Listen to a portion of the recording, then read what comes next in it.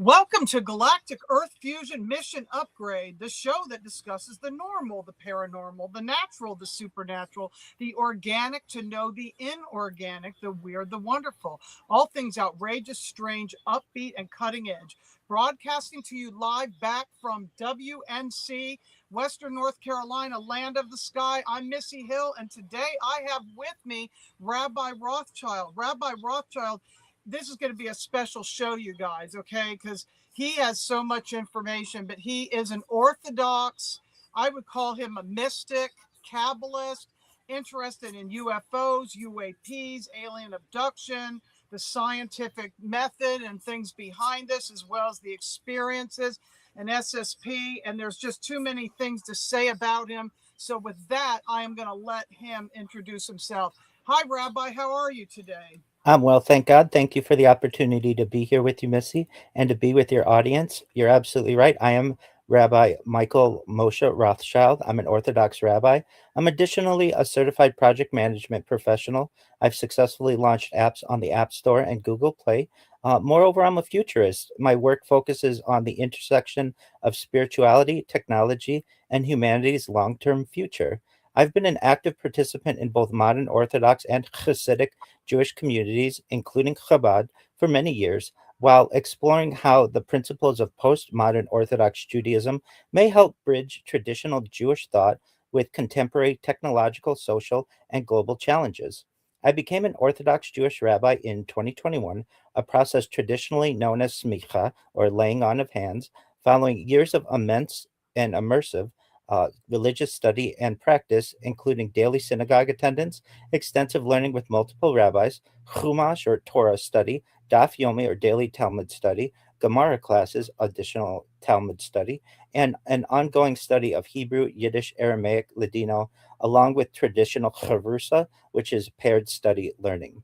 Rather than pursuing a traditional congregational or academic rabbinical career, I chose to develop an alternative model of pastoral outreach and public engagement through digital media.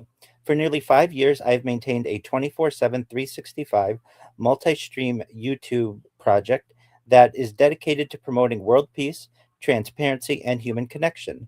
This initiative has been described as analogous to a real life Truman Show or a real life Big Brother, as it documents my daily life in an effort to encourage dialogue, understanding, and global community building.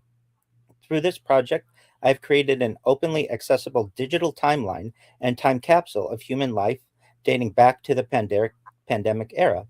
I maintain, in addition, a continuously operating radio broadcast in the background of my live streams to preserve and document the global news cycle in real time. In a previous era, the form of documentation or this form of documentation may have been taken the form of a diary, uh, diary keeping, or journalism. But in the modern age, I use continuous video archiving to preserve both my personal experiences and historical events so that future generations may study them from a historical, biological, sociological, and technological perspective. My work explores how concepts associated with postmodern Orthodox Judaism can contribute to contemporary conversations surrounding technology, digital identity, ethics, artificial intelligence, and humanity's collective future. I frequently discuss futurism, world peace initiatives, emerging technologies, and sustainable solutions to global challenges. I also examine the long term trajectory of human civilization, including ethical, social, and philosophical implications of humanity's potential transition toward a transhumanist future. My work seeks to foster interdisciplinary conversations that bridge religion, technology, data preservation, and humanity's shared future while encouraging thoughtful dialogue about building a more peaceful, sustainable, and interconnected world. And I do have a spiel that I give, really my breakdown of what I do. I am Rabbi Rothschild. I stream my life 24 hours a day, 7 days a week, 365 days a year for world peace. I've been doing so for more than 4 years. My streams go back to the pandemic. We've seen the death of a queen, the birth of AI, the coronation of a king, and everything in between. This is a real life Truman Show, a real life Big Brother. This is a timeline and a time capsule of human achievement. In the 1990s, the phrase content is king was coined, and I'm making it true today. In my own way, I'm kind of king of the internet. My streams are the largest human time capsule in global history. In 2017, The Economist magazine stated that data had overtaken petroleum as Earth's number one resource, and I have more data archived on the internet than any person ever, which is making me very influential. I'm going viral, and when I do, I want to make you, Missy, and your audience and your friends and family all financially independent if you're not already. I want to ensure that you have generational wealth if you don't already, and I want you to be able to start charities and philanthropic organizations of your own. I want to help end world hunger through the use of technology, such as agricultural drones, floating greenhouses, saltwater greenhouses, hydroponics, vertical farming, cloud seeding. I want to help end world thirst. I'm sponsored by some cryptocurrencies. And one of the things that we do is we build wells and water towers in developing nations such as Nigeria for the benefit of the less fortunate. Additionally, I'm an advocate for the LifeStar program and, most importantly, desalination technology, where we pump Earth's seawater onto land to make it drinkable. I love to talk about futurism topics, things like anti gravity, antimatter, faster than light travel, faster than light communication, artificial narrow intelligence, artificial general intelligence, artificial super intelligence, things like space tourism, space travel, interstellar travel, interstellar communications, terraforming of other planets, perhaps things like cryptocurrency and quantum computing. Things like Santa Claus machines, which are like replicators that one might have seen in Star Trek of years past. Things like de-extinction. Many people don't know this, but the first successful de-extinction has already taken place. It happened in the year 2003 with the Pyrenean ibex, which was a goat located in northern Spain, southern France.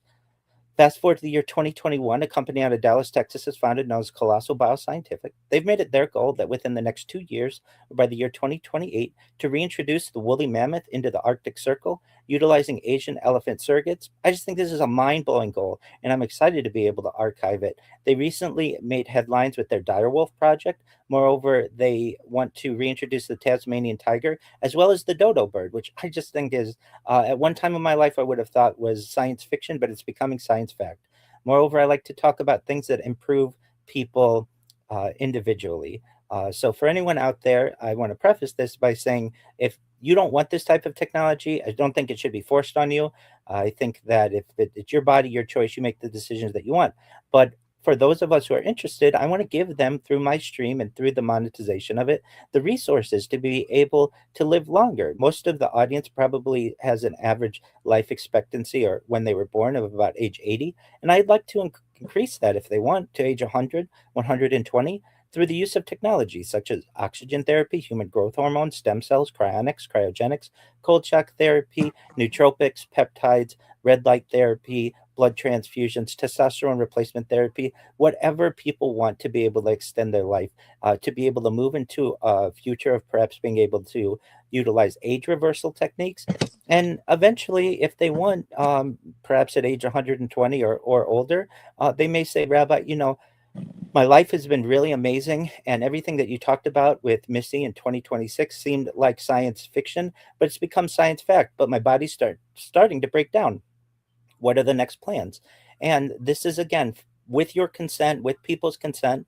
If they want, they may be able to utilize a type of technology known as mind uploading technology, where with someone's consent, we scan their brain into a computer like a CAT scan or an MRI, knowing where every atom is in their central nervous system and their peripheral nervous system, for later download as an android, an avatar, a cyborg, a cybernetic being, a clone of themselves, a robot, an ethereal being, whatever they want to be. But essentially, what I'm saying to you and your audience is that there may be a future in a generation or two of some type of immortality, or at least digital immortality. And I find that to be of extreme excitement. We're really transitioning from your typical Homo sapien that had a limited lifespan into at least the being that is able to extend its lifespan and may be able to prevent death indefinitely or delay death indefinitely. Moreover, other types of technologies may be utilized, like revivification technology, where we can actually bring back people who have once died, which certainly would be an adaptation that wasn't previously utilized by Homo sapiens. And really, I think that the sky is the limit in terms of where we're moving into the future as humanity. So, with that, that's a little introduction about me. That's a lot of an introduction about you. Let's just back up a little bit for people to. You're an advocate for peace, so I'm going to Absolutely. say this as a disclaimer: we're not going to get into politics at all today, unless it's like politics between the different species of gray aliens and things like that. And I also want to give this disclaimer: we do not diagnose, treat, or prescribe. This is an educational and entertainment purposes only information. So take that as you will. But let's back up. And how did you get interested in all this stuff with having a Jewish background? And you've not been to Israel, but you wanted to go, and then your plans changed. Just spend a couple minutes on that before we start talking into what we really want to get into, which is the UFOs, UAPs, and all this kind of stuff. And Most certainly, yes.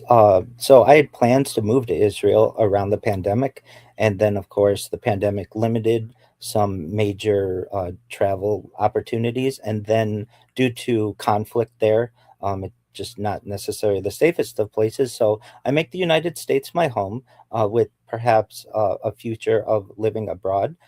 In terms of how I got started with this, I was your traditional black hat Orthodox Jew attending synagogue every single day, multiple times a day, for years on end prior to the pandemic. And it was during the pandemic when my position as a certified project management professional went virtual or remote. And I had to shift a little bit from going into work every day and the commute within Southern California of uh, the daily grind to being able to uh, be at my computer and be at work with this remote role. And I found that much of my the classes I was taking and even some events that we were having within my religious life also went remote. So I had gone from really having no digital presence, no social media presence, to being on camera anywhere between 8 and 12 hours a day. And that reduced my anxiety in terms of, I would say, live streaming my life. And I was already doing it for half of my day. And I recognized that it would be interesting to be able to archive those videos in some way. But it would be a transition, but over the course of a few months in 2021 during the pandemic, when after work I would hit golf balls in Anaheim, California at Tiger Woods' golf course. And I would be on the driving range and I would make little jokes to myself about if I had hooked the ball or sliced the ball or topped the ball while archiving my golf swing because I really wanted to see what my golf swing looked like. And I recognized that some of these videos that I was making were kind of funny, and that my future family, God willing, someday may eventually want to perhaps see what their dear old dad was like before they were a gleam in my eye. So I would upload the content every single night after work, and it was taking me a long time. I would get throttled by ISPs, and I had to have multiple devices, and it was just very cumbersome. And in fall of 2021, I thought to myself, you know what? If I'm gonna continue to be on camera so much, it's kind of a waste that it just is streamed and it doesn't archive anywhere. No one can learn anything from that, or generally, it's more difficult. I want people to be able to study it in the future. And I had seen the movie The Truman Show and I had seen the television show Big Brother and thought, well, wouldn't it be interesting if I just kind of became one of those characters, uh, basically who live streams their life? And in fall of 2021, I created my first YouTube account and my first Twitch account and began to link them. And as I was live streaming my life from one device originally, or maybe just a couple of devices, I thought, you know what? If I'm going to do this, I want to do it better than anybody's ever done it before. So I bought 33 different devices, everything from laptops to iPhones to Android devices, certainly, and things like Chromebooks and tablets. And I put them around myself in 360 degrees. And that's basically how it started. so we have a question from Julia Anchorhaven. How many channels do you have that are So next, viral? that are viral. I don't know if I necessarily have any one channel that's viral. I do have some channels that have tens of thousands of followers on Twitch. My channel Viral Rabbi is tens of thousands, but I for reasons like I archive that channel for posterity, and I archive many of my channels. And the reason why is because if I'm ever streaming, anybody who knows the streaming world, you can get strikes for perhaps copyright infringement. And so I do have a radio going in the background, and if it plays a song that is copyrighted, I can run into the issue where I can lose the channel. So every 6 months or so, I create brand new accounts and archive them. In terms of my social media, I have more social media than any person on earth. I have over 100 YouTube accounts. I have over 200 Instagram accounts. I have over 500 Twitch accounts. I have over 1,000 TikTok accounts. Why so many though? What's the reason? I want to be uncancelable. I want redundant streams. So Oh, I uh, see what you're saying. Okay. every Are you every under different names on all those, or how if does that it, work? yeah, usually it's just Rabbi Rothschild and then some numbers after it. So 001, 002, 003. So there is some rhyme to the reasoning, but really the easiest way to find them is just to type viral rabbi or hashtag viral rabbi in any search engine, and you'll be able to find all of my Because content. I did hashtag Rabbi Rothschild. So That's okay. yeah, I use that as well. The reason why I use Viral Rabbi is sometimes Rabbi Rothschild, it's 15 characters, and some platforms limit the amount of characters that you can have. So Viral Rabbi is a little bit shorter and allows me to have that hashtag more visible. Moreover, I have over 5,000 Blue Sky accounts and 10,000 Kick accounts. So this is really a huge compilation of human data. In terms of the question, where are my biggest channels that I have like nearly 50,000 on under Viral Rabbi on Twitch. I have something like 10,000 on Instagram. I have some other smaller platforms that have tens of thousands, like Nemo TV. But really, the biggest channels that I have thousands on TikTok. But what makes me different than other streamers is I have multiple accounts. So I might have 50 TikTok accounts that have over 1,000 people on them, which gives me the ability to be able to archive much of my data on different platforms and really just do my best to be uncancelable. It's very easy to cancel someone that's right. if they only Absolutely. have one account. So it would take a very prudent, very determined individual or group of people to be able to wipe my presence clean from the internet, which is what I want. I want this to be something that is redundant, that has backups of my backups, so that all of the data when I go viral is eventually able to be discovered. I see. Yeah, yeah. Because I've already lost my channel once. Rob from Typical Skeptic has lost it. Many people have lost their channels, and I'm trying to rebuild this. So, how did you end up finding us? That's what I'm curious. Sure, your email was in your Spotify profile, I believe, for the channel, and I was looking up people who were interested in common causes as I am, and I found your email and sent you an email. Oh, so another question: do you use AI? All the time, absolutely. So one for 1 year prior to the launch of OpenAI, I have archived on YouTube and other platforms. And then I was an early adopter of OpenAI's ChatGPT in November of 2022 and a user when it launched on November 30th, 2022. And so I've been able to see the development of ChatGPT and Grok and Claude and Gemini, And who do you and like better of all of them? If you had to pick one, who do you like the best? they all have unique traits, I would say, in terms, and they change. And, So and what's the most user friendly? Because I'll tell you, I thought I liked Grok, but then when it didn't sync well between Android and Apple, I wasn't too happy about it, and it lost all my data, so I wasn't that's happy. unfortunate, most certainly. I would say that I am somewhat biased toward ChatGPT just They're easier. because it's the one that I've been using the most. However, in terms of the image creation, I do like Gemini because Gemini gives you, I think, like maybe 30 credits a day to be able to create images when ChatGPT, I believe, gives you like three, something like that. So, whatever one of the platforms gives me the most amount of free opportunities,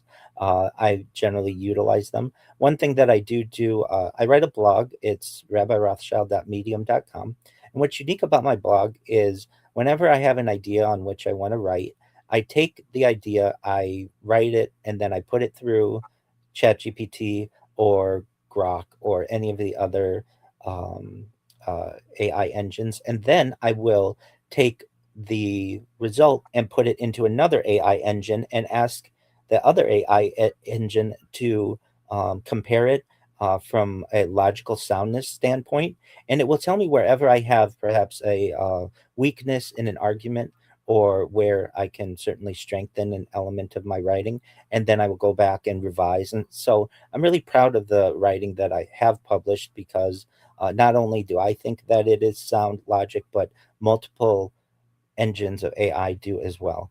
And Um, we've got some questions here. Can you see? I don't know if you can see it, but Eric's asking, how can one person manage all the channels? And then there's another one from Julia about monetizing. And that's a question for a lot of us.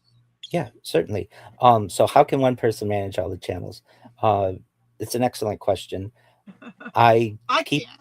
I keep a large spreadsheet that has much of the information of what channel is managing what device is managing what. So that's probably the easiest way that I am able to manage individual channels. Additionally, I multi-stream on my devices, which I think makes it a little easier because then generally I only have to log into one main account, and the streams are multi-streamed to different platforms. So just to give the audience an idea, on something like there's a platform known as Rumble Studio that allows for free multi-streaming, which I think is great. And I advise if you're an influencer, you should multi-stream.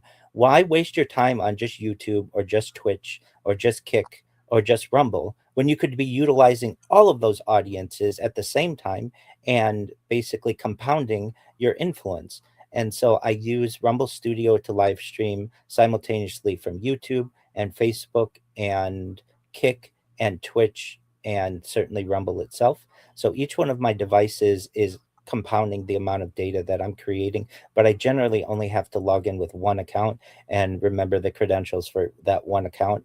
But it does get complicated, and I do have some channels that I've just completely forgotten how to log in, and I don't know. It basically one day I hope to be in the good graces of a company like Google or Twitch or TikTok or whatever it may be to be able to get in some of them. But if not, then they're just archives for humans to be able to study in the future. In terms of monetization, I do not recommend the process that I have gone for monetization. The best way to do it is to have one account per platform and to read the terms and conditions beforehand. That's really important as well to know what you can and can't do on different platforms and to know what the expectations are to be monetized on each. So perhaps like on YouTube, you need a certain amount of subscribers. You may need perhaps a certain number of watch hours. You may need to have an established account. In something like Kick, there's the Kick Creator Program that can pay you a certain dollar amount per hour for you to be able to stream, but you have to stream a certain amount within every 30 days or so. In terms of Twitch, it's a similar program that they have. I personally think Rumble has a great program where you start earning the minute that you start streaming on there, which I think is really cool. The idea is that if you um, create a brand new Rumble account and start streaming, you'll make a few cents. I'm not saying that it's enough to retire on by any means, but it's nice to see that your account is, you don't look at it and it's got 20 bucks in it. And if you have enough accounts, you might, just off of Rumble be able to um, do whatever it is you may wish with that money. At least for my perspective and the monetization, I don't really worry about the money. I don't worry about the amount of views that I get because I am in so many different platforms with so many different accounts that it's hard for me to just focus on one. When I first started, of course, I just had one account and on each platform. But again, you'll find that, like in a case like mine, I may fall asleep during a stream because I do sleep on stream. And when that Yeah, occurs, that's what they're saying. That you do you stream from your bed, and one of your Anchor Haven says this on one link. It's a warning: Rabbi is a pimp, multiple 24/7 streams, whatever yeah, that means. Yeah, I mean, the term pimp is something that's just like a funny, cool individual.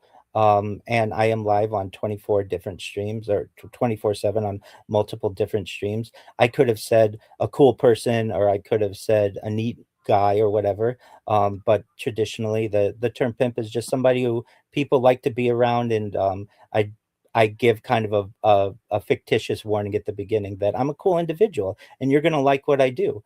In And terms of, and then Rob says this, not to interrupt, because I want to get into some of the other stuff too.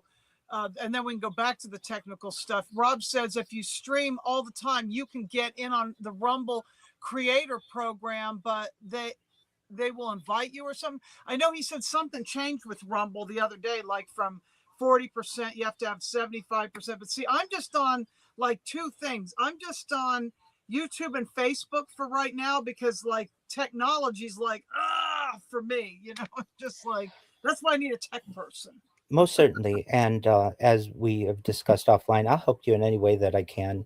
In terms of the different requirements to be able to be monetized on the different platforms, it absolutely does change.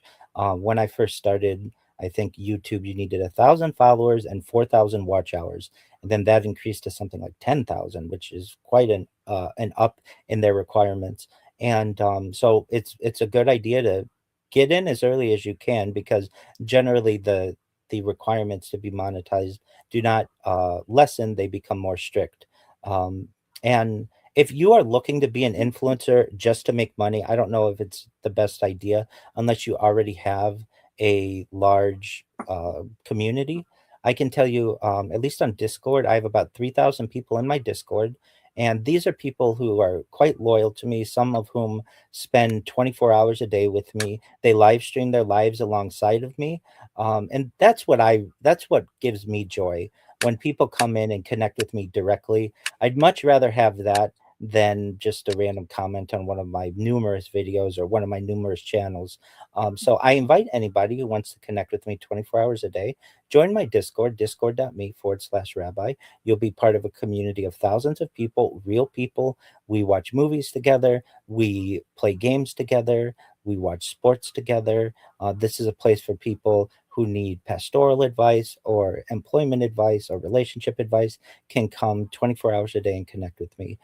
So in terms of the monetization aspect, it's not that important to me. In fact, it's not really at all important to me at this point. I know that the monetization of my channels will be immense in the future. And if you don't mind, do you mind if I explain how I plan on monetizing this channel? Uh, let's go back because let's go get into some of the woo. I just want to put this out there before we get into too much tech stuff.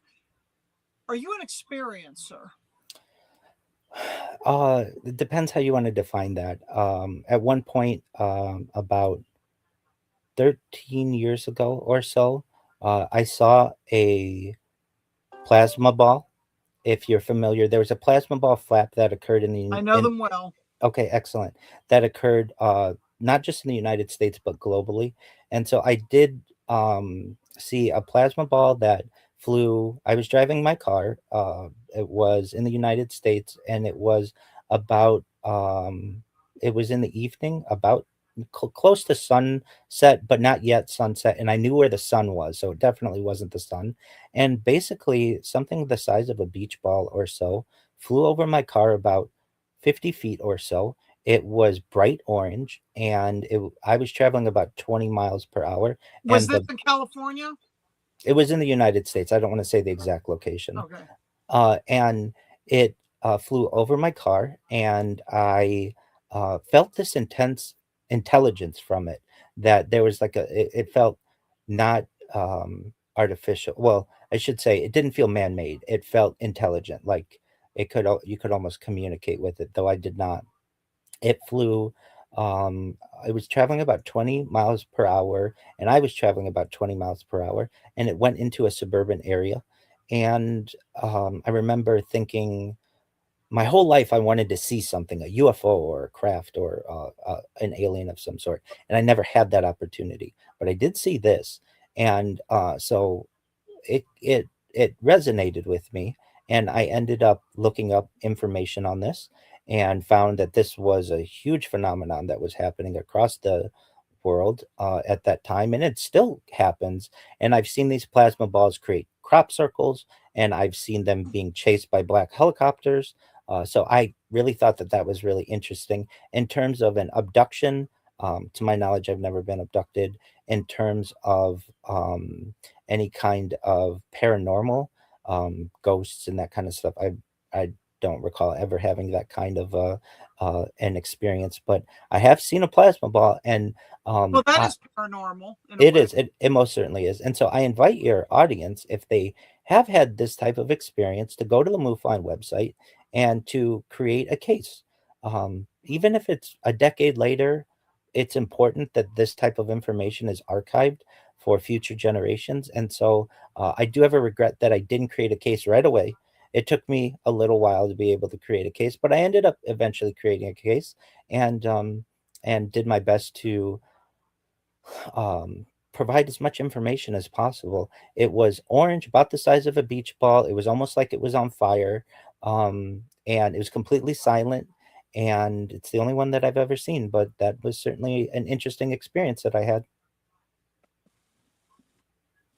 Oh, okay. People are wanting to know if you saw Disclosure Day. Yes, I did. Would you like to have that discussion now? Yes, please. I'm trying to read the chat too. I'm going to read it from my phone as you're saying it. Most certainly. So I did have a chance to see Disclosure Day, and for anyone who hasn't seen it, I would just give the spoiler alert, because we probably are going to talk about some things that were within the movie that I don't want to ruin for you. So I personally had a great amount of excitement for this movie. Me too. Um, Excellent. And so having the opportunity with we had um, Steven Spielberg having doing a huge press tour in terms of it, and it having a leading lady like Emily Blunt. I thought this was going to be a major event, and it left me, frankly, somewhat disappointed. And for anyone out there, just to give an idea of what it's about, it stars Emily Blunt. It's it explores what happens when proof of extraterrestrial life becomes public knowledge. It centers on a cybersecurity whistleblower exposing classified alien related files, and a meteorologist who is played by Emily Blunt, who begins experiencing unexplained phenomena and telepathic language. Both characters are linked by a hidden history of alien contact and government suppression. I thought that this movie had a really great opportunity to blow the doors off the alien subject, and it just left me with a lot to be desired. A basic story overview: there's a major corporation that is revealed to have hidden evidence of alien encounters for decades. There's a data breach that exposes classified files tied to UFO events dating back to Roswell. Uh, Basically, the two main characters discover they were involved in childhood abductions connected to a larger extraterrestrial experiment. A whistleblower group helps them uncover suppressed memories and alien communication. They eventually broadcast global evidence of alien contact to the world. And the film ends with a single transmitted alien message interpreted as "listen." And I Yeah. don't know what you thought, but to me, it seems like there's going to be a Disclosure Day 2, just based out that there was a Oh, yeah. huge opening. There's a huge opportunity here, which was somewhat disappointing to me, because I wanted to get to the bottom of this. Overall, I found the movie to be quite boring, uh, honestly, and somewhat unrealistic in many ways. But I understand it is Hollywood. I found as well that there were some interesting aspects of the discussion of Lyndon Johnson at Homestead base in Florida, with Jackie Gleason, to be an interesting Oh, topic, and the video that they purported of having the Roswell alien crash bodies, and the case in Pennsylvania, to be quite interesting. And to me, overall, Disclosure Day does help the disclosure movement, because it does put It does make the topic more mainstream, but I just thought they could have done so much more with the movie. And Well, to me, what the movie was, it wasn't focused on the ending to do with all the stuff with the aliens. It was everything that led up to that. It was the journey that was important for me. It was the signaling with the bird, with the animals, with the clicking, the targeted individuals, the remote viewing and mind probing and things that these agencies do to create Manchurian candidates. It was all that stuff for some of us that, especially like the SSP community. I think there was some people think, maybe that had been in this for a while, but for people getting their memories back, I think it was very, very important. I think it disclosed a lot more, and it was a big step, say, from, E.T. or Close Encounters of the Third Kind or Jaws. Yeah, it did have the Raiders of the Lost Ark, Indiana Jones type of things with the car chases and hanging off the train, but that makes it fun. You do have to have some of that Hollywood stuff in there, but I was actually expected far less, and I received more, and actually it was quite emotional for me. oh, excellent. Okay, great. So I have heard some people who have enjoyed it. I've heard people who have not. The idea of the car chase with the on the train and everything, yes, absolutely is a Hollywood creation, which I do understand. So the parts that you really liked, um, we might have kind of had opposite opinions. I found the end to be much better. So the The ending, end was kind of a letdown to me. The other thing is for them to say there's only two. There was only two in that mission, so it's not that there's just that. And it's interesting, they put masculine and feminine together in what some have called like Neander stance, where they're both abducted together as children, right? And then they're right? brought back together and things like that. But there isn't only two, it's two for that particular mission. But so what got you interested from that plasma ball into, alien abduction, UFOs, UAPs, SSP, things like that? How was your interest before that? Yes, Was it since? yes. It was. So one time I was a major skeptic of the UFO phenomenon. I would debate people publicly that this is bunk, that this is fringe theory. This is not scientific, and I will be the first to admit I was wrong. And it takes a strong person to admit that they're wrong on a topic. I was absolutely wrong.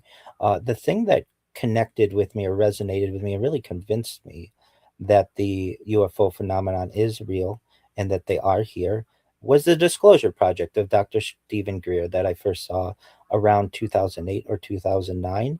And if for those not familiar, the Disclosure Project was an event at the National Press Corps on May 9th, 2001, where Dr. Stephen Greer, who was an emergency room physician, uh, brought in a dozen or so whistleblowers from all aspects of military intelligence, international experts, people who've worked at NASA, and they had real data that, for the first time in my life, that was able to convince me that this was more of a phenomenon than I had even than I had once perceived.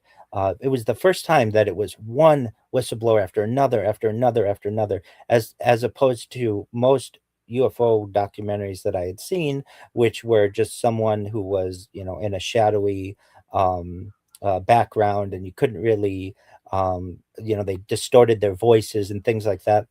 It was not this at all. This was people who had been credentialed in the highest levels of the government, the FAA, NASA, certainly within military intelligence, and they had real data, FAA readings. They had whistleblowers who talk about NASA um, photoshopping or airbrushing these crafts in publicly available photos, and that was a groundbreaking event in my life that caused me to then really dig into Bob Lazar, Area 51, S4, Element 115, Un Pentium, Moscovium, whatever you want to call it. Have you The been to Rachel, Nevada? Have you been there? I've been close. I have not been to the Little Alien or anything like that, Okay, though. No. and then did you ever see that show that was on Netflix? And oh, by the way, first of all, Stephen Greer, Dr. Stephen Greer, actually was a emergency physician at Mission Hospital in Asheville, where I'm right near. Oh, okay. There you go. And Anchor Haven wants to know, did the rabbi get any high strangeness on camera? And she had another question here somewhere. Let me see. I'll find it in this chat. Oh, about Stargate. She wants to. We'll get into Stargate, you guys, when we talk about the Nephilim and Zachariah Zitchin and all that stuff. We're not there yet. So, yeah. Did you get anything on camera with your live streaming? People ask me this. I don't really watch my streams that much. I just check them from a quality assurance perspective to make sure they're archiving. But it's so much that I have to be able to delve through. It's literally nearly 5 years of 24/7 continuous streaming. I do want to preface by saying every 12 hours, generally, I stop my streams and restart them so that they're archived on YouTube. So for anyone out there who, I mean, it'll be a group effort, certainly. But there will be people who will be able to watch huge amounts of my streams and see if we do catch any type of paranormal activity or any kind of just interesting aspects. And what's also interesting is I'm streaming from different angles. So that usually isn't done within many. We don't have multiple angles usually of And paranormal. outdoors too, or just inside? No, I stream outdoors. I've streamed as far north as Santa Barbara, as far south as San Diego, as far east as the desert and mountains, as far west as the Pacific Ocean. I've streamed in Beverly Hills, in Los Angeles, at Disneyland, really everywhere within Southern California. Um, and I find it easiest though to stream inside because that's where the Wi-Fi is the strongest, and I can't carry 33 different devices with me from a practicality standpoint, but also I just don't have that much data to be able to upload. So I do have a far more IRL stream content than probably most people have of their entire life on camera. But most of my streams are inside and generally where I have the strongest wireless signal. Okay, and back to the the alien abduction phenomenon, things like that. So you said you'd been to Rachel, you got into Bob Lazar, Area 51, and all this stuff, and obviously dumbs and all that. Which you talk on all that as you feel comfortable. What you got from it? Most certainly. So let's talk about I want to make sure that we have addressed the topic of the monetization, and then I'll get into all that. Is that okay? Yeah. Excellent. So, within what I do of this continuous digital human and historical media engine, I feel that it could be the biggest event in global history. And I say that because I cover so many different topics, including alien disclosure. And there's a really important aspect of being able to monetize this as a live broadcast layer, the real-time attention capture.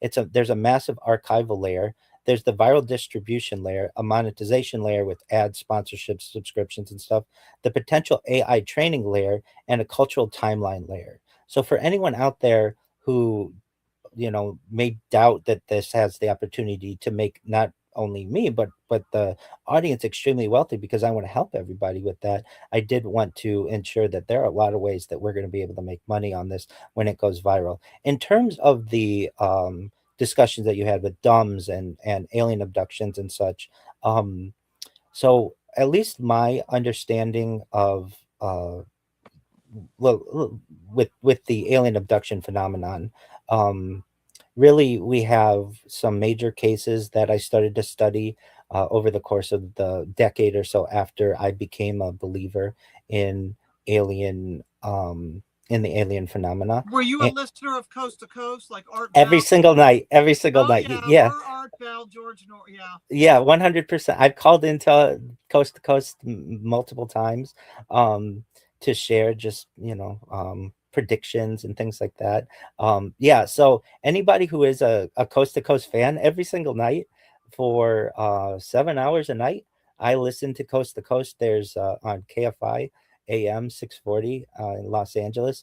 There is a 4 hour show, and then they replay the show for another 3 hours before the morning broadcast. So you don't have to necessarily, if you don't want, subscribe to the co-subscription because you could listen to every show on my stream. So I'm a huge Coast to Coast fan.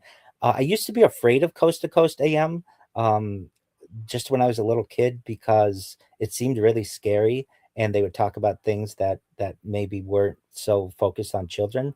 But as I got older, I would listen to Art Bell and some of his archive, and then of course George Norrie, and get really excited about this was a place where people could be able to connect, share their stories, share their experiences, and I found this to be very scientific for anyone out there. I mean, we're talking about advanced propulsion and advanced particle physics and anti-gravity and antimatter and really things that many people do consider to be scientific, but just because it's not always the most mainstream of a discussion, people have some doubts about.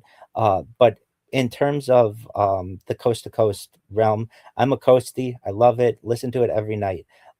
In terms of the alien abduction phenomenon, I find these cases to be of extreme interest because this is where we are able to derive a lot of our understanding of firsthand encounters with aliens. And so, to just go through a few of the ones that I have found interesting, there's, of course, the Antonio Villas Boas case from October 15th, 1957, near Sao Francisco de Sales in Brazil. And the background is Boas was a 23-year-old farmer. He was working late at night plowing fields in his family's farm, and because of the summer heat, he was working late into the sunset. He noticed what appeared to be a bright red star. The object seemed unusually bright and appeared to move toward him. As it approached, he realized it was not a star. The object descended toward the field. He described the craft as egg shaped, metallic in appearance, rested on three legs, had a rotating red light on top, emitted a bright glow. The capture was he tried to flee on his tractor. Four humanoid beings emerged. They chased him through the field. They physically grabbed him and carried him aboard. His description of the beings, they were roughly 5 feet tall. They had gray coveralls, helmet like headgear, blue eyes, no understandable speech. They communicated through barking and growling sounds, which is different than some of the other cases that we have, which I always found to be interesting. I always find the inside of the crafts to be just extremely exciting.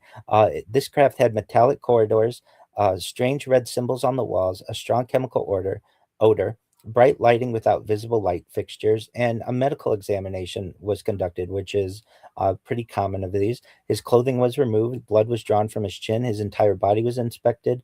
There were strange instruments used, and then this has always been mind blowing to me. A female humanoid approached him. There was an encounter. Gas was released into the room. He interpreted this female to be attractive. She had blonde hair, blue eyes, high cheekbones, large cat like eyes. And I've also heard interpretations that this was just how he interpreted the being, that the being could have been an alien looking uh, species as well. He claimed that engaged in sexual intercourse. The female afterward pointed to her abdomen, to him, and then to the sky, which he believed was indicating she would bear a hybrid child. He was later released to a field several hours later. The craft descended rapidly, and it disappeared into the night sky. Of historical importance, this is often considered the first modern alien abduction case, and it introduced the reproductive themes later in other abduction cases.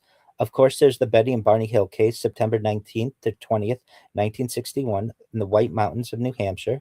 The background is that Betty and Barney Hill were a married couple returning from vacation in Canada. Something that's unique about them in this case is that they were an interracial couple when interracial couples were not considered to be normal. They were driving in rural New Hampshire at night. The initial sighting was that Betty noticed a bright light. It appeared to move independently of the stars. The object followed their vehicle for many miles. They had a close encounter. Barney stopped the car. He viewed the object through binoculars and he claimed he saw a large disc shaped craft, rows of windows, humanoid figures looking directly at him. One figure appeared to be the leader. There was missing time. It They returned home much later than expected. Approximately 2 hours were accounted for. Their watches stopped working. Betty's dress was damaged. Barney's shoes were unusually scuffed, and they had recall. Years later, they both underwent hypnosis. They described the beings as having large wraparound eyes, gray skin, hairless heads, thin noses, small mouths, and uniform like clothing. Aboard the craft, Betty's account, she was escorted through corridors. She met a leader figure. She was placed on an examination table. Her hair sample was taken, skin samples taken. A needle was inserted into her abdomen. Barney's account was that he was separated from Betty, subjected to medical examination, body measurements recorded, cup like device was placed on his body, and then there was a star map. Betty claimed that she was shown a three-dimensional star chart. She later drew the map from memory. Some UFO researchers associated it with the Zeta Reticuli system, and we'll talk about the Zetas in a little bit if we have the opportunity. There was historical importance. This created the modern gray alien archetype, and it became the template for most later abduction reports. Other things that I always found to be interesting about this case were that the aliens ripped Betty's dress allegedly, that they weren't able to figure out something as simple as a zipper, that Barney's shoes were scuffed on the tops of the shoes, which meant that he was probably dragged, and that they were very scared thereafter. They never made a huge amount of money from this, and most of the alien abductees or people who've had some type of anomalous encounter do not make a lot of money on this. There isn't a lot of reason to want to be someone who considers yourself to be connected to these types of phenomena, because there's a lot of ridicule for when this occurs. And I should have prefaced all of this discussion by saying I don't know if any of this is true. All of this is alleged, but this is the history of the alien Do, abduction. do you ever follow David Politis, the missing 411? Yes, I do, and Yeah, I have and for some also years. Whitley Strieber. So you can comment on those two, because Whitley Strieber, communion and Yep, we'll get in testimony. we'll Yeah. get into that in just a moment. And as for David Paulides, I think he's doing a really great job of trying to get to the bottom of what's going on in national parks. I don't know, frankly, but there are some amazing stories that he has of disappearances. Um, and we do know, we'll go into the story in a few moments, um, of some people who have been abducted within heavily forested areas. And Yeah, and how much of it do you think could be my lab, if you're comfortable talking about that? Like, it most certainly could be this. That would be a really great opportunity for people to be abducted. It provides a my lab uh, provides um, or a national forest do you or think it's a good opportunity? I think it has to be consensual. See, the problem is if you don't consent to being abducted and you are against your will, that's not a good thing. no, I agree. No, consent is very important in this, and I don't agree that somebody should be taken ever against their will. No, what I'm saying is that a military abduction encounter, it would it's much easier to do one of these in a rural environment than it is Oh, in yeah, yeah, yeah. urban In environment. the missing 411. Now, this Exactly. also brings up Bigfoot. And do you think, I feel Bigfoot or Sasquatch is interdimensional, and some people actually say that they fly craft, kind of like Chewie, Chewbacca in Star Wars. Yes. What do you think? I'm in agreement with you, and so I'm glad that you're enlightened on this subject. Um, if we really think about how vast the universe could be, any kind of alien that you can imagine probably exists in one form or another. And so, of course, a hairy being could exist. We have heard in the on the Bigfoot subject that there may be some type of connection between UFOs and Bigfoot. What one person may consider to be a Bigfoot, like a great ape, could be extra dimensional. Could be interdimensional, I should say, or extraterrestrial. So, with the idea that shapeshifting may be a reality and you can shapeshift into anything that you want, including a reptile or an alien gray, the idea of a Bigfoot like Chewbacca is not that strange to me. So, I'm not someone who thinks that Bigfoot is necessarily all a hoax. I do have questions like why don't we find dead ones, and how do they reproduce, and why don't we ever really get really great film on the matter? Yes, Like, the Patterson film. I mean, I yes, think still the only one that's really credible in all that's this. that's right. And I believe I've heard discussions whether these are true or not. I don't know, but the Patterson Gimlin film is one of the top five most viewed clips in global history. Whether that's true or not, I'm not sure. But you're absolutely right. It is. If it's not top five, it is one of the most persistent ideas in terms of the Bigfoot phenomenon, and to this day hasn't fully been um, clarified as to exactly what occurred then. There have been discussions, oh, there were deathbed confessions and there perhaps was some malfeasance going on, but overall it's the best evidence that we have that occurred in Northern California decades ago. I'd like something more recent. I think everybody would, especially with the advent of trail cams that are basically motion sensor detection devices. I would expect that we should be able to have better evidence of Bigfoot, and I don't have the answer as to why we don't. What is your favorite disclosure movie? If Day of Disclosure didn't do it, or Disclosure Day didn't do it for you, what did it for you? Which one? You know, some people say it was Starman. I mean, AI. That was a great disclosure movie to do with AI. Uh, and then there's shows like Halo. I don't know if you've seen Halo yet, or Altered Carbon, or for me it was like with the SSP stuff and cloning was Orphan Black. I mean, do you have any shows or movies that you would recommend to open people up to have a deeper understanding? I mean, which one do you think breaks it down the best?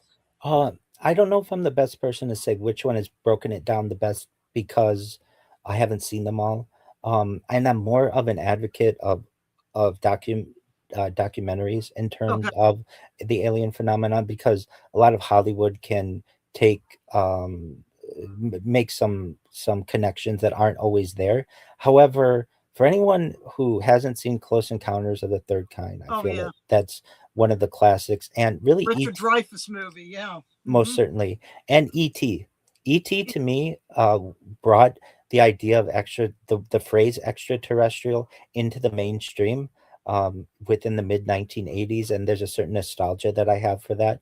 I think Independence Day really put aliens as a blockbuster event that it was just such a huge budget and huge summer release that it was one of those movies that forced everybody to see it, that I don't know if Disclosure Day has had. The movie industry has changed since in the last 30 years or so, in terms of what gets people excited, but those are some probably more conventional, more mainstream movies that I think bring the idea of disclosure in multiple ways with um, close encounters, with the idea of the different connections that one might have to extraterrestrials, with ET, and actually having a personal relationship with aliens in a way that we hadn't really previously seen in a big way, and then Independence Day, where we have these crafts over every major American city,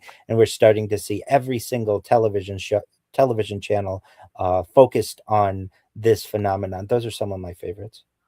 Okay. Now let's look at this because the thumbnail that I designed, because what we were talking about with breakaway civilizations and possibly going into space. Elon Musk is obsessed with going to Mars. Whether we've been to the moon, if we've been, and the Stanley Kubrick's footage and all that stuff to do with the moon landings. I always say the moon landings were probably filmed at Meteor Crater in Winslow, Arizona, because it looks like the moon to me. But where do you feel we're going with this? And also, how does Judaism fit into this as far as like these breakaway civilizations? Like it's almost like preserving, I see with you, preserving like a lineage, a heritage as we take the next leap of hopefully becoming a type 0 civilization to at least a type 1 civilization. What do you feel? I know that's Absolutely. a lot wrapped up into one, but we're It like Good leaving the earth questions. and we're starting to go somewhere. We're going to know where no man and woman has gone before. you know That's correct. So in terms of the idea of leaving Earth, um, if I may, I would reference Chaim Eshed. Uh, Yes, I wanted you to bring that up. Yes. Absolutely. So, for anyone who doesn't know who Chaim Eshed was, or is he or his revelation, he had an event that occurred in 2020 regarding extraterrestrial life, a purported galactic federation, and the alleged cooperation between extraterrestrials, the United States, and Israel. So his claims received worldwide media attention because he was of his senior career in Israeli defense and space programs. While none of this can necessarily be proven, what he added to the disclosure topic is quite interesting and specifically involves Mars. And when you were talking about Elon Musk, I feel it was prudent to be able to bring it up now. So basically, Chaim was the former head of Israel's space security program. He served for decades within Israeli defense related space activities. He was a retired major general equivalent in the Israeli defense circles. He received numerous Israeli security awards and he became internationally known following the statements he made in 2020.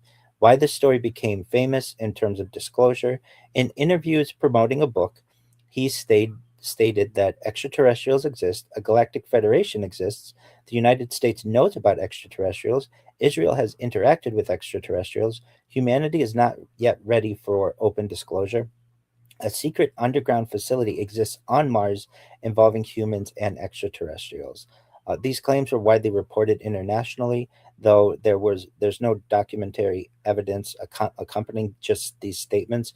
There were no government confirmed the allegations, and of course, this remains unverified. But basically, his career from 1981 to 2011, he directed the Israeli military space program, in was one of the leaders of it. He oversaw satellite related activities.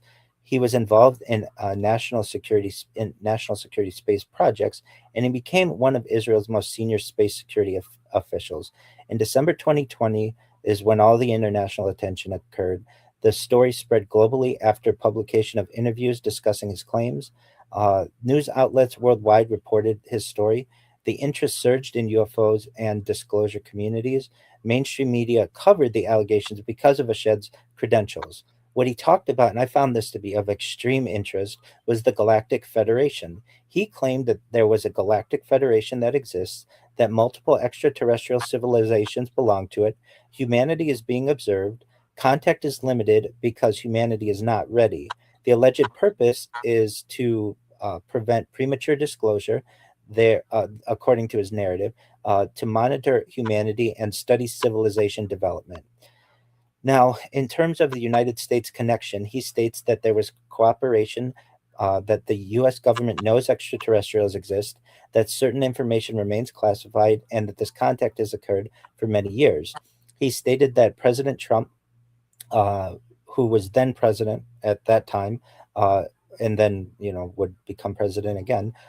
He was aware of certain information, and that perhaps disclosure efforts within the administration had been considered. His Mars claim was that there was an underground Mars base. This was one of his most discussed statements. He claimed that there's a joint underground facility that exists on Mars. Humans and extraterrestrials allegedly cooperate there, and scientific activities occur at that facility. He stated that humanity was not ready, that extraterrestrials do not want open disclosure yet, humanity must develop further, and contact would eventually become public. The connection to the UFO disclosure movement is that um, basically his claims gave more government transparency, or perhaps led people to investigate the issue more regarding UFOs or UAPs. In terms of um, the reaction from the UFO community, some researchers argued that his career gave his statements unusual significance. Senior officials rarely make such claims publicly, and that the story deserved investigation. Of course, there were skeptics. Critics asked, where is the documentation? Where are the photographs? Where are the corroborating witnesses? Why has no government confirmed the claims? These are excellent questions to be asked as well. Uh, this was a comparison, or the comparisons have been made to other disclosure figures like Paul Hellyer, Edgar Mitchell, David Grush. Paul Hellyer was a Canadian leader within the Canadian government. Edgar Mitchell was an Apollo astronaut, and David Grush is a U.S. military whistleblower. Um, And Ed so, Mitchell also he started the Institute of Noetic Sciences. Correct. So common themes within the narrative of the Galactic Federation that they are an interstellar organization, that there are multiple civilizations, and there's an oversight role. It's been described like a United Nations of space. There's controlled disclosure perhaps occurring that humanity's not ready, that this information will be released gradually, and secrecy is maintained. That this is basically known as soft disclosure. He described advanced technology from highly advanced civilizations who have been involved and interested in the long term observation of Earth. His Mars operations, their secret facilities, human extraterrestrial cooperation. Really, this was just something that he wrote.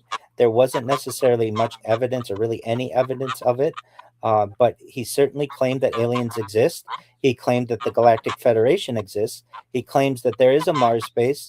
Uh, but the government has not confirmed any of these claims, and no evidence has been produced. So, in terms of Haim Eshed, if you have to remember anything about him, he was a highly placed Israeli space security official. In 2020, he publicly discussed extraterrestrials, a galactic federation, and the Mars facility, and these claims attracted worldwide attention but remain unverified and unsupported. With that Oh, being said, you brought up another point regarding humanity's development into a type 1 civilization. Is that correct? yeah. I want to bring this in real quick because I'm just thinking of, as you brought up this guy's name. I can't say his name, so I'm not going to try. But Avi Loeb and Three Eye Atlas. What did you think of that? Um, Three Eye I'm Atlas. certainly am not a yeah, I'm certainly not an expert on on all aspects of these these disclosures, but I do think that he he helped to promote the disclosure effort, and the Three Eye Atlas. Um, as I understand, it's the third interstellar object discovered passing our solar system. He theorized that it had unusual anomalies, including its huge size, trajectory, um, and uh, basically there was a huge amount of abundance of high deuterium and to hydrogen ratios. Um, and as I understand now, by in the current time, the Three Eye Atlas is well beyond Jupiter. It's speeding away from the sun and back into interstellar space. But even without being able to prove what this was, I think Avi Loeb helped to promote the disclosure topic by bringing in some new evidence of some type of anomaly and forcing people to take this subject more seriously. Okay, and then you can talk about the Type One civilization and how, and then circling back around to Judaism and all religion. How does this fit into the narrative of religion as we go into space, or not? And how does religion change? How does it get repackaged to, like say people, you're bringing the Torah now to the little green men, where the Catholic Church is in a way is already allotted for this, like, well, God created everything, so that way, these creatures need to be saved or whatever. You know where I'm going. Most certainly. So one thing that you had mentioned previously is developing from a type 1 civilization or type 0 civilization to type 1. And for those who don't know what we're referencing, this is the Kardashev scale. For those who don't know, this was developed by Nikolai Kardashev. He was a Russian physicist who died in 2019. He worked for the Russian Space Institute. He focused on radio astronomy and the search for extraterrestrial intelligence. The Kardashev scale was first proposed in 1964 in a paper, Transmission of Information by Extraterrestrial Civilizations. Um, so the idea of a type 1 civilization, which has been proposed, we are not quite yet there is a planetary civilization. It uses all energy available on its home planet. It's able to control its climate systems, its oceans, the planetary energy grid. And humanity today has been estimated to be about zero point 0.7. That's Carl Sagan, who said that decades ago, and I still don't know if we're there yet. There's a type 2, which is a stellar civilization. It uses energy from its entire star, possibly megastructures like a Dyson swarm or Dyson sphere. And we are most likely far from this level. That may be millennia or tens of millennia into the future. And then a galactic civilization, which is a type 3. It harnesses the energy of its entire galaxy. It's able to control billions of star systems, and we're not remotely close. There, uh, the Kardashev scale has had some speculative add-ons for anyone who is of interest. There's a Type 4, a supergalactic civilization that uses energy across multiple galaxies. It may manipulate galactic clusters, dark energy, and allows civilization spans enormous distances. There's Type 5, which is a multiverse civilization, operates across multiple universes, requires physics beyond known science, and has access to parallel universes or space-time domains. There's Part 6, universe creating civilization. It can create entire universes, designs physical laws and constraints, and reality engineering capability.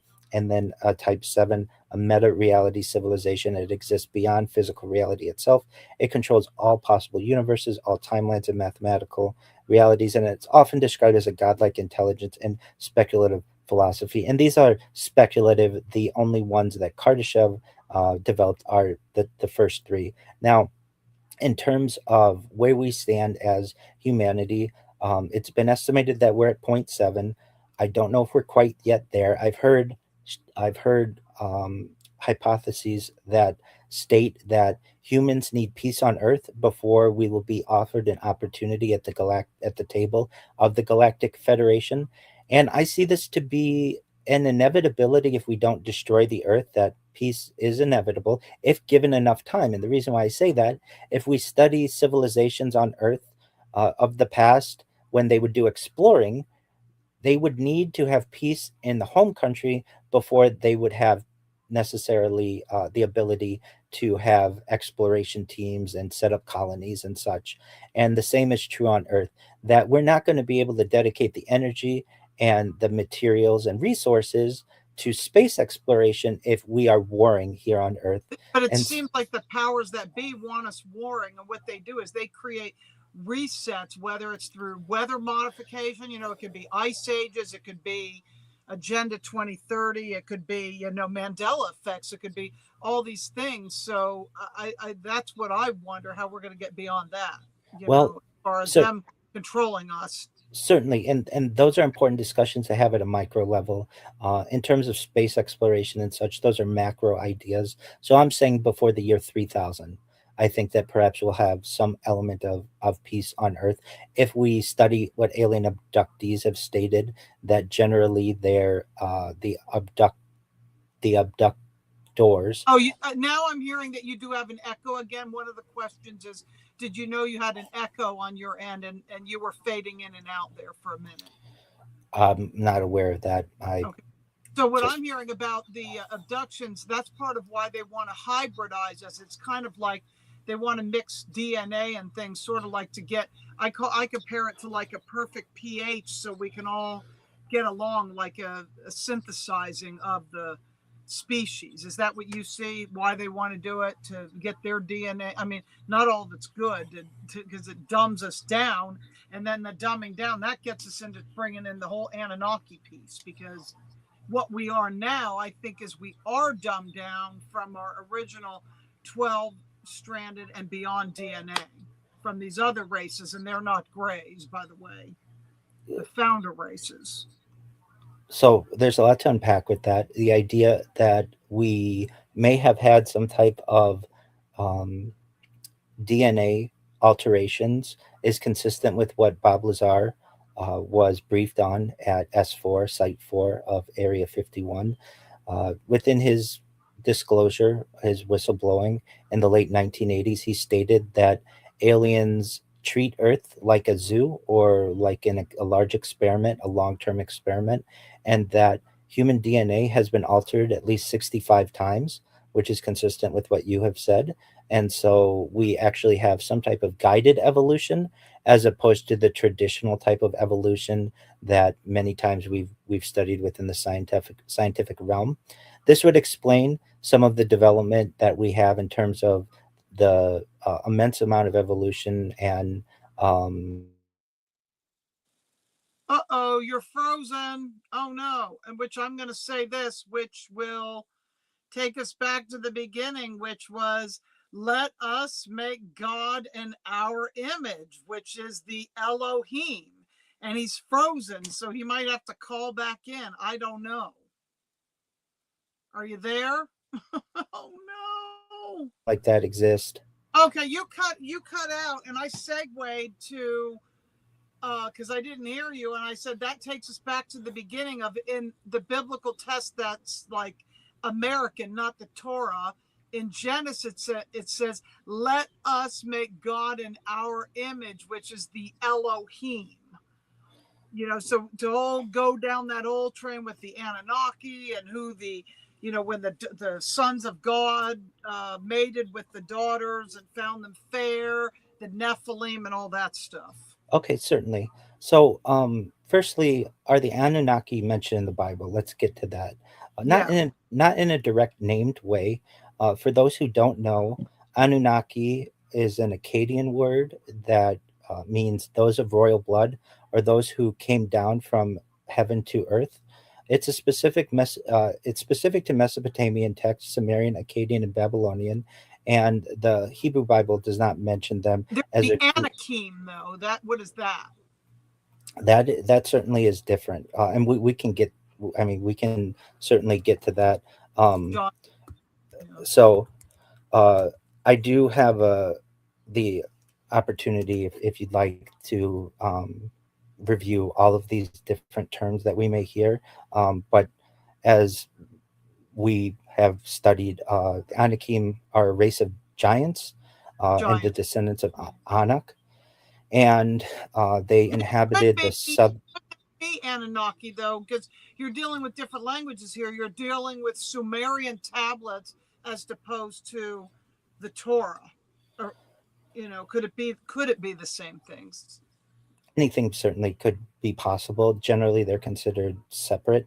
Um, the Anakim inhabited a southern hill in Canaan near Hebron, and they were much taller and warlike, or at least had that type of reputation, and intimidated the ancient Israelites, and certainly shaped the uh, the the uh, the biblical narrative of the Exodus. In terms of the Anunnaki, um, this is uh, they're not mentioned directly in the Bible, unlike the Anakim. No Hebrew word corresponds directly to Anunnaki. There's no biblical passage referring to this group of deities. However, the reason why people think there is a connection, there's a gods or divine council parallel. The Bible does not describe does the Bible does describe a heavenly council of divine beings, and you referenced this earlier. Now, some of these words are also words that within Orthodox Judaism we use for God. So I need to be very careful. And so I want to preface this by saying this is all for educational purposes, and I may distort the names slightly to be able to for religious purposes. So the first term that you used, and I'm going to break up the word. It's Elo and then Him, which I will call Elohim. Uh, Okay. this is a form related to the God that's spelled E and then L, which means God, and the translation is usually God or gods or divine beings. And then there's the B'nai Ha Elohim, but some people may say Ha Elo and then Elo, Ha Elo and then Him. And this is the sons of God or divine beings. These appear in Genesis 6 as the sons of God and the daughters of humans, and then also Job 1 and 2. Uh, But it is plural. That's what I want to get across. It's plural. It's not one. that's generally thought of as correct, yes. Yeah. And so there's a parallel idea. Much of at least Jewish study is from ancient developments. And while some people may use a term as plural, other people may consider that to be singular. And eventually, the monotheistic um, basis of Judaism would take its form, but it was not um, immediate. If you look at the text, that many different names of God were developed, and then also some terms may be like Elohim in a plural sense as being the um, the God or gods or divine beings, but that might not always have been in reference to God. So the idea of the Anunnaki as being a divine council of God um, is certainly prevalent. And in biblical text, there's an Elohim council, a divine court under one supreme God. But these are generally considered to be separate religious systems, not shared entities. Now, within the Genesis flood parallel, there are some similarities that exist between Mesopotamian tradition. In the Epic of Gilgamesh, for those who don't know, this is Zacharization. the This is how we know him. On Coast to Coast, you probably heard Zacharization. most certainly, yeah, Yeah. absolutely. So the Epic of Gilgamesh, Gilgamesh is a legendary king, and there's a flood story, and there is the Atrasis myth, human destruction, and then a flood narrative. Then we have the biblical tradition, of course, with Noah's flood in Genesis. They both share a global flood narrative and a divine decision to reset humanity and a chosen survivor. However, the Bible does not use the Mesopotamian deity names, and the Anunnaki are not involved in the biblical flood story. So there are some other later traditions, more modern. Some modern writers try to link the Anunnaki, the Nephilim, and the sons of God passages, but academically, the Nephilim are not identified with the Anunnaki in ancient texts. These are separate traditions that developed independently.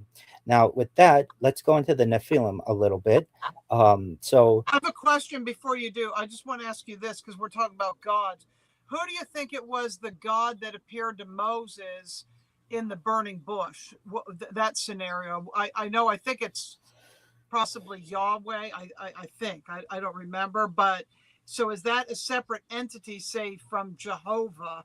Because I've not heard it explained from, say, a Jewish Kabbalistic perspective. most certainly, those are similar names of what we consider to be Hashem, the name. So we don't pronounce those names within Orthodox Judaism, but yes, that's the God of Abraham in the Hebrew Bible. But what do you think it was? Do you think it took the shape of like a plasma orb? What do you think this burning thing was? Do you think it was like plasma fire or plasma something? I mean, off the record, not from a Jewish perspective, but from you, what do you feel it was? Sure. If you want to call it a plasma ball, I wouldn't, different than what I saw, but some type of transcendent physical being, if somebody wanted to consider it that, people are allowed to interpret things in any way possible. Lightning would be something that would be, I think, an apt description, especially with the writing of the tablets. But generally, within mainstream orthodoxy, we think of God as being incorporeal, meaning not having a body, and thus wouldn't be described as having any kind of human form. If people wanted to consider it as being an energy form, that is more in line with how I would Right. I understand mean, it. taking a form for a moment, like coming out of the internal, eternal realms into the creation realm to bring forth those tablets or whatever in that moment as a plasma figure. If That doesn't people make wanted, it. Yeah. yeah, some people may call it plasma, other people may call it lightning, other people may call it energy. I'm okay with all of these. However, it uh, allows you to better interpret the story. So long as we stay away from it being of human form, then generally the answer is we don't know. We don't have a good enough description of exactly what it was. So energy is what I'd be comfortable with describing it as. So, who are the fallen angels and the Nephilim in your perspective, and Absolutely. and in the realm of your studies? Absolutely. So the Nephilim are the fallen ones. Generally, comes from the um, Nephilim comes from the Hebrew term nephal, which means to fall. The possible translations are fallen ones, those who have fallen, those who cause others to fall, violent ones, and then later translations are giants.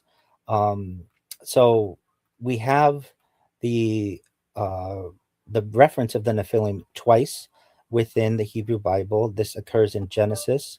The reference is the Nephilim were on the earth in those days and also afterward, when the sons of God came to the daughters of man and they bore children to them.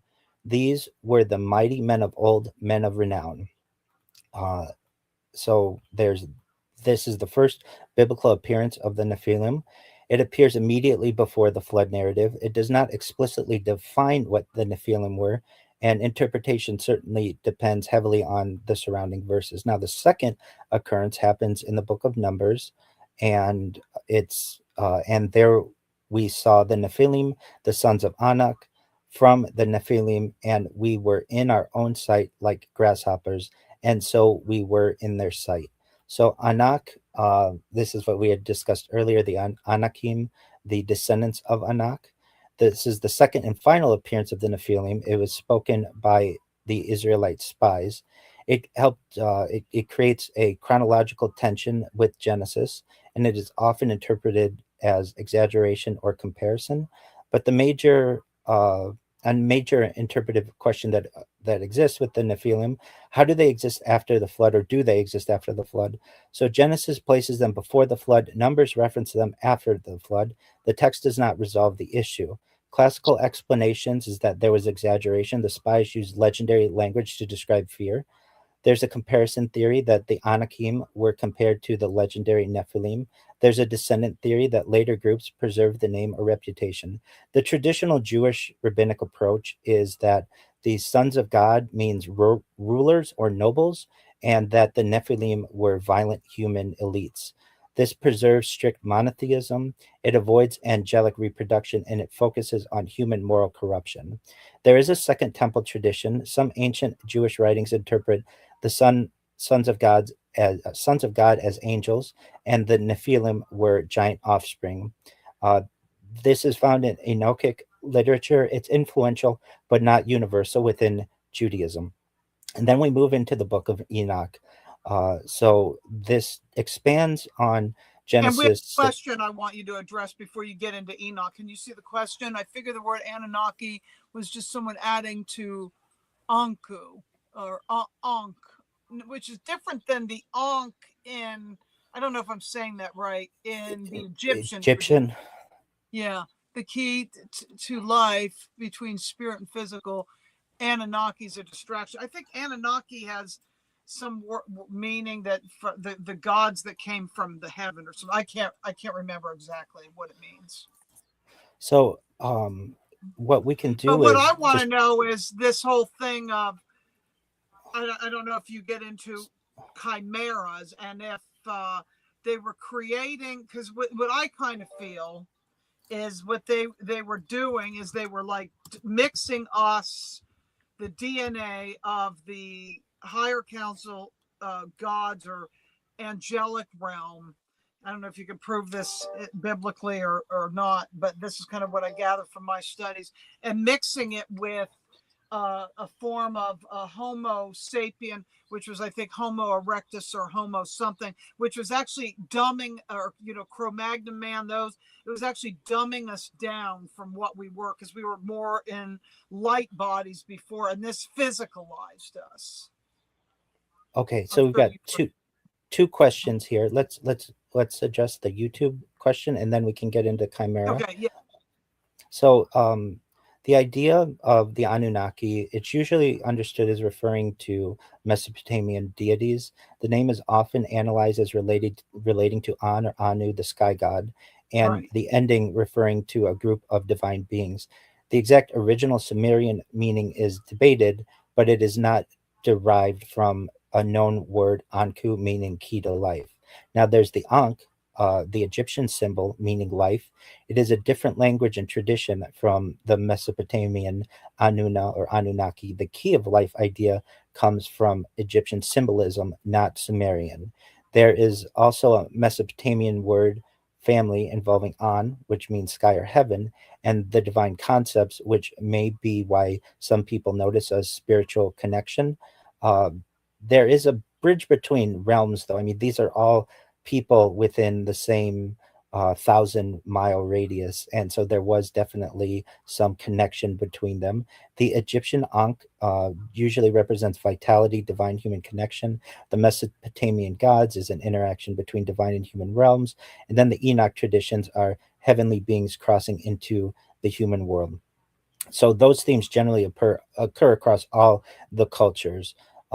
The idea of the distraction that was referenced is also that some researchers of mythology do discuss. Sometimes there's a modern focus on the Anunnaki as aliens that can overshadow the actual ancient material, which is more about cosmic order, kingship, creation, divine authority, and humanity's relationship with the gods. So a historically grounded way to frame that idea from the an excellent question in the comments is that the Anunnaki may be less important as beings who came here, but more important as symbols of the ancient human attempt to describe the connection between the divine, the cosmos, and human existence.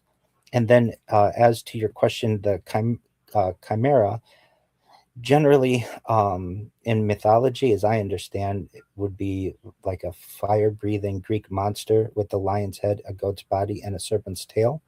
Um, and there are also ways that it's been described in biology as an animal or plant that contains two or more different sets of DNA. And then, certainly in genetics, a person who absorbed their twin in the womb results in two distinct DNA profiles. So the idea of a chimera um, can certainly have the mythology sense or the modern biological sense. The you were asking what specifically about the chimera? I was well, I didn't know what else to call it about if they're mixing DNA, like because another species can't. Let's put it this way: can a fallen angel actually have sex with a human woman? Maybe not, but they can make something possibly in a test tube, or they can do it through portals, or they can, people are talking about CERN. I believe there was ancient technologies, and some of what we're hearing about may be time kind of repeats itself, and some of these aliens could be us in the future, in the past, like Michio Kaku talks about. There's so many things we just don't know. That's absolutely correct. And Missy, I think that's an accurate and apt observation that we may not know. In terms of could some type of extraterrestrial being have relations or impregnate a human woman and create a hybrid? Absolutely. Could a woman have her eggs or ovum extracted and create a hybrid being Yes, off world? I think that's possible too. The important aspect to, I think, not forget is that with sufficiently advanced technology, anything is possible. but it may So not when be in the traditional way. Here, we're hearing this in a traditional way. Like, I'll give an example: wheels within wheels of a chariot. I mean, they wrote things in the time that they were in. So if we hear this with, Enoch, what does that mean? To me, it sounds like a UFO. That's what it sounds like. Most certainly. Okay, so we can certainly get into that discussion. So usually this is the wheel within a wheel vision that is approximately around 600 before the Or common era. Elijah. I meant Pardon me. Elijah. Yeah, Elijah. That was Well, Elijah. this is the biblical book of Ezekiel. If you're talking about the wheel within a wheel, Oh, um, Ezekiel. I mean, that Ezekiel. absolutely. So this occurred around, historians think around 593 before the Common Era, and it was a vision that occurred during the Babylonian exile. Some modern UFO theorists claim that this vision describes advanced technology or spacecraft. Mainstream interpretations view the vision as symbolic. So some basic facts in Ezekiel chapter 1. It contains one of the most detailed visionary descriptions of in the ancient world. The vision became one of the foundations to later Jewish mysticism and certainly Kabbalistic understanding. The wheel within a wheel is one of the most analyzed images in all of biblical literature, and many ancient readers understood the account as a supernatural vision rather than a technical report. So we have Ezekiel. His name in Hebrew means God strengthens, and he was a Jewish prophet active during the 6th century before the Common Era. He was likely born around 622 of the Common Era, and he belonged to a priestly family of Judah. He was taken into Babylonian captivity in around 597 before the Common Era. We have the Judeans, the people of Judah, the population of the kingdom of Judah, and many were deported to Babylonia after military defeat. We have Nebuchadnezzar, who his Akkadian name is uh, connects the name Nabu, Babylonian god of wisdom, in Kudiri, air, and Usur, protect. So his name literally means, O Nabu, protect the air. He was the king of the Neo-Babylonian Empire from 605 to around 562 before the Common Era. He conquered Jerusalem in 597 of the before the Common Era and 586 before the Common Era. And he's responsible for the deportations of Judeans. Ezekiel is one of the few biblical prophets whose ministry can be dated with unusual precision. He lived among exiles rather than in Jerusalem. His writings contain more visionary imagery than almost any other biblical prophet, and his priestly background may explain the strong emphasis on divine glory and sacred symbolism. So now let's get to this wheel within a wheel. What is it? He describes giant wheels beside heavenly beings. Each wheel appears to contain another wheel intersecting it. The wheels can move in any direction without turning. He also describes living creatures. 4 supernatural beings accompanied the wheels, each possessing 4 faces and 4 wings. There was a divine throne. It was positioned above the creatures and the wheels, and it supports a radiant divine figure. There's the idea that the glory of God was a visible manifestation of the divine presence. The wheels were covered with eyes. The wheels move in perfect coordination with the living creatures, and the entire structure functions as a heavenly throne chariot.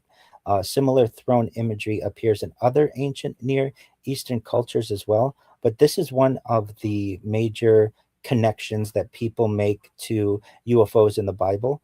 There are some others. If you'd like, we can certainly address those. And like, is the term UFO actually mentioned in the Bible, or something along those lines? And generally, it is not, but some people do have some interpretations as to what occurred. So within the Hebrew Bible, we're talking about Tanakh. This is Torah, Nevi'im, and Ketuvim, meaning our Hebrew Bible canon. There is divine throne imagery, which we just discussed somewhat, angelic messengers, hybrid or ambiguous beings, fiery ascension events, structured celestial hosts, complex visionary systems, especially like what we're talking about in Ezekiel.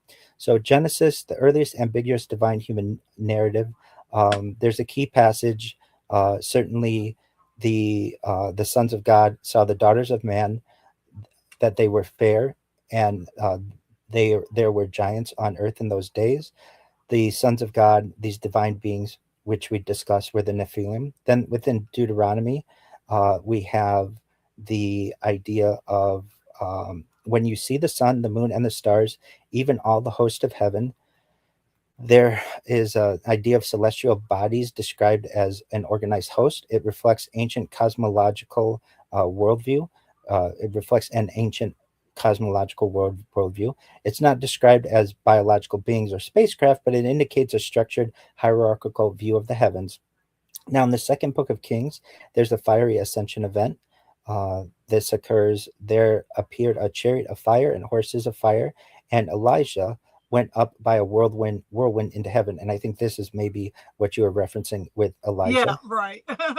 Absolutely. So I've got so many things in my mind at one time. I'm trying to, without notes. I'm not doing that. absolutely, and they both start with E. No big deal. Prophetic ascension. This is a prophetic ascension narrative. The fire and whirlwind imagery signal divine presence. There's no mechanical structure, device, or craft described, but it does share a thematic pattern with other non-death departure figures. Then there's Ezekiel, the complex visionary system, and it's the most detailed text. So basically, there's a whirlwind and cloud approach. There's a fire within the cloud, four living beings, four-faced anatomy, interlocking wheels, radiant expanse, throne above the expanse, and a human-like figure on the throne.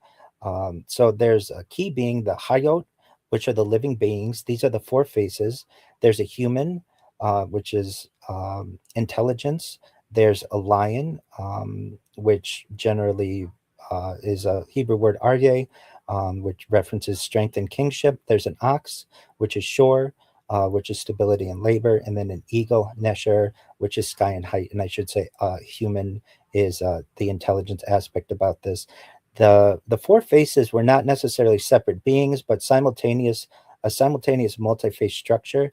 There's a symbolic representation of the domains of creation, and it reflects. Right.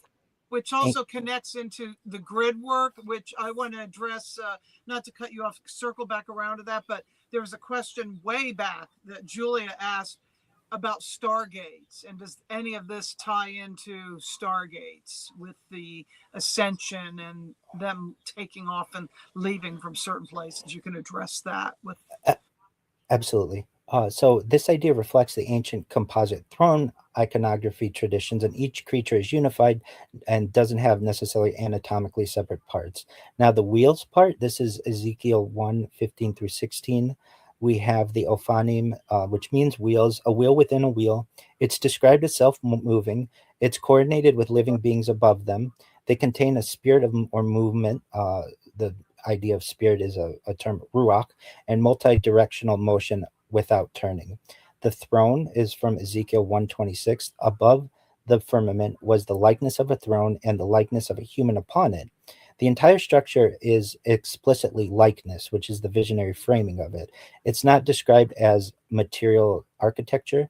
There's a central text for later mystical systems, which is known as the Merkava tradition, and most detailed symbolic system. It's the most detailed symbolic system within prophetic literature. In terms of the idea of a stargate, uh, I think it's important to define what a stargate is. And so, uh, if we were to take the traditional idea of maybe like a teleportation, um, a mode to be able to teleport, that's many times what it's considered. So maybe it creates a portal between two distant locations in space. There's an ancient meaning of this, um, usually a symbolic doorway between the realms, earth and the heavens, or the physical and spiritual, human and divine, ordinary reality and higher consciousness. People often connect this idea with ancient temples, pyramids, sacred geometry, celestial alignments, myths of gods descending from the sky. Some uh, Enoch's visions have been described as this. The Mesopotamian ziggurats, certainly as mountains connecting heaven and earth. Even the Great Pyramid of Giza and its shafts have been interpreted as this. Now, the idea in terms of perhaps aliens, some modern theories claim ancient civilizations had literal portals or technology given by advanced beings, sometimes connected to the Anunnaki idea. This is popular in some alternative history circles, but generally there's no accepted mainstream archaeological evidence that ancient cultures possessed physical stargate technology, but there is a deeper symbolic idea. The interesting part is that many cultures share the same pattern. There's a boundary that exists between the worlds. A special person or object or location crosses it, and knowledge or power comes back.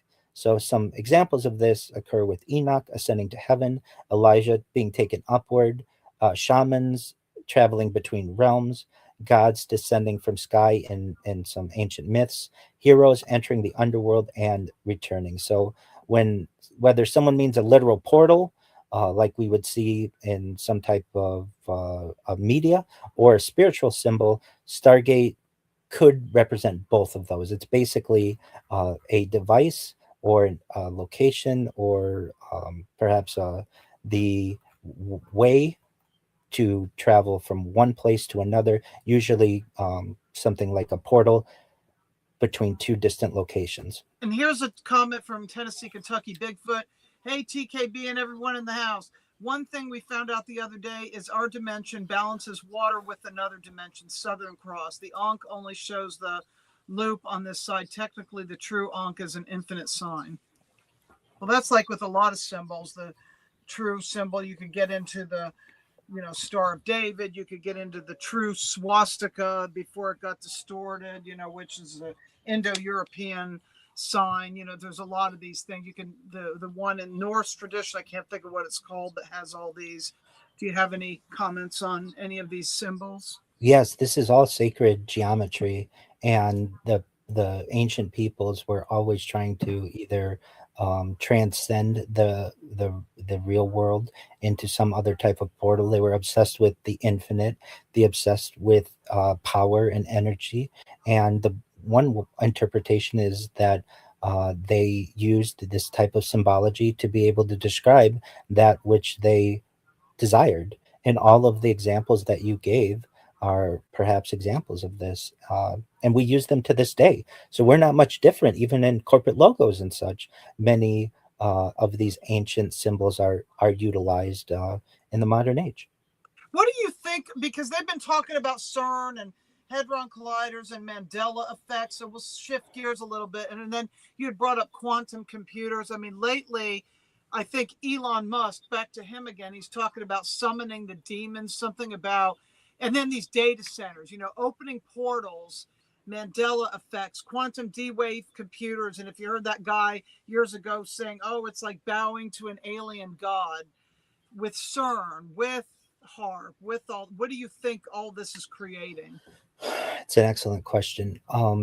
There is an argument that CERN itself is a underground project. For those that don't know what we're referencing, this is the super collider in Switzerland that, to my knowledge, is going to close until 2029 to have some renovations, which is somewhat interesting to me. Um, Interesting. Most certainly. But it's the largest particle collider in the world. I want to say that there's a scientific answer that's given, but then there are also alternative theories. I don't know what I believe, but I will tell you what I've heard. I have heard that CERN is a place that perhaps is a center core for the deep state, that there it may have connections to some type of underground tunnel system, that it may be used as a cover for the intelligence agency, that you can generally say that you're an engineer and people don't press you on the issue too much, especially if you say, oh, they're an engineer at CERN, because then you can really travel the world unobstructed, and always be able to give the answer that you're an engineer at CERN. This is a similar cover story that many people gave with the Manhattan Project during the development of atomic weapons in New Mexico. Whether or not this is true, I've also heard some other interesting theories on the matter, that there may be some kind of connection between CERN and Lake Geneva, and a some type of layer. I've heard before. Whether this is true or not, I don't know. I'm doubtful of anything that I've heard before I see some evidence. But I've heard that alpine lakes are very deep, much deeper than many people think, and that there may have been a tunnel system that has created some kind of base at the on the floor of Lake Geneva that that there's a connection to um, CERN as well, and so it would be easy for people to be able to meet, perhaps in the intelligence world or some type of even off-world entity, by just giving the argument that they are going to CERN. Um, I've also heard the idea of time travel and CERN, and that it could create artificial black holes that could perhaps envelop the entire world. There's not a lot known that's publicly available in terms of many of the clandestine programs that are occurring at CERN. But if time travel is going to occur anywhere, or even any evidence of such, it is my thought that CERN would be probably at the epicenter of this, because it's the largest particle collider in the world. Um, and You had mentioned earlier as well the idea of time travel. Do you want to get into that? Yeah, I do. I want to, before that, I want to talk about this. back in 2009, I think it was December of 2009, there was something called the Norway Spiral that a lot of people, it went Yeah. viral and everybody was watching it. And many people said, yes, it's a missile, but it also was a spiritual event that opened portals, and not necessarily in a positive way, with beings called the Borgia coming from the, either, I don't know if it was the this according to Ashiana Dean's work, or who goes by Iyasha now, from the Wisadek or Wisadrak matrix. And I noticed at that time was speeding up as we were going towards 2012. There was more um, galactic activity. I mean, to me, there was a time when a lot of orbs you would see. I would get so many photographs of orbs. Now I hardly ever get orb photographs. And that was around the time that I got my third generation night vision goggles. And I was doing UFO sky watch and seeing all kinds of weird anomalies in the sky, like jellyfish craft, orb things giving birth to each other. And you see that now, and you see a lot of things, and most of, I think, what we see actually is military. But back then there was some other thing as we were gearing up towards 2012. And I really do think there was a connection with this Norway spiral. I really do. It was quite interesting. So this is an event I believe that happened in toward the end of 2009. Some people stated that it was a Stargate, like we talked about earlier, because it really did look like a Stargate into the sky.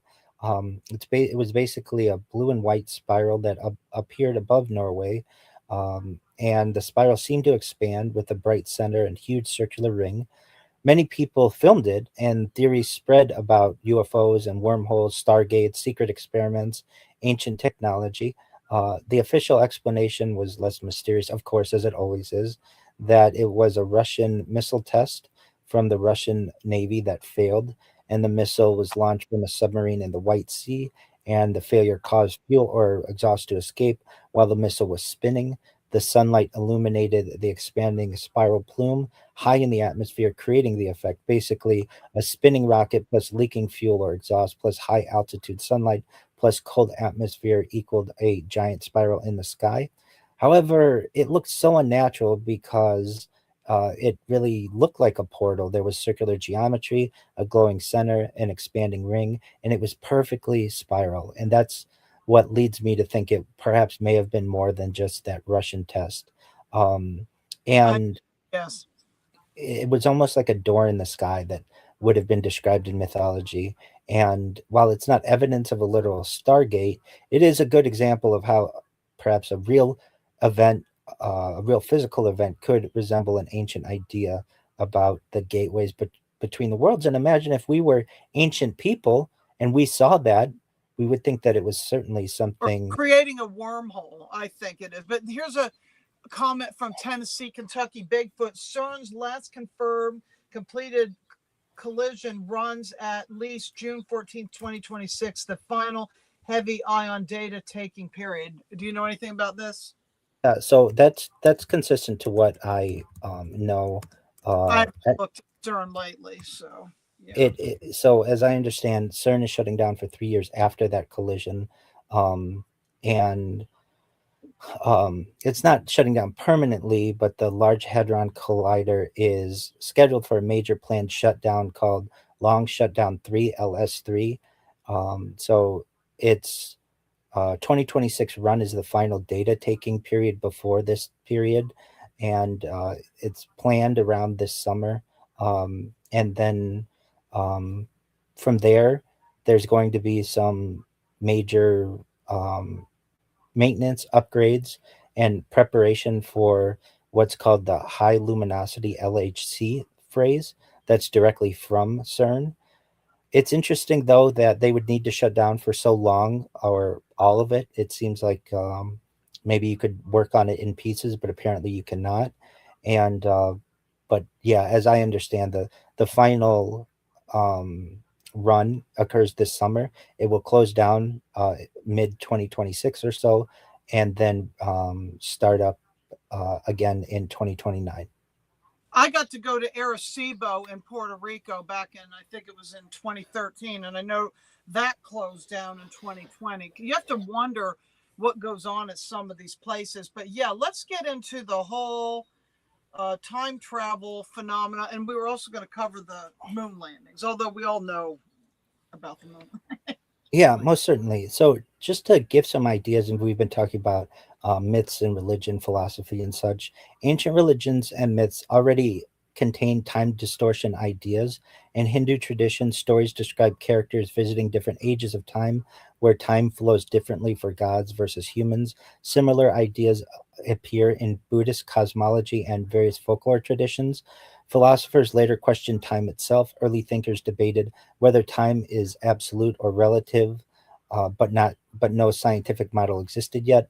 The first clear literary time travel statement in a modern complex, the first not recognizable modern time travel story is the 1895 H.G. Wells book The Time Machine. This is the first major work where a machine is used to intentionally travel into the future. It introduced a mechanical time machine, forward time travel as a scientific concept, a structured explanation of future evolution. This is widely considered the birth of modern time travel fiction.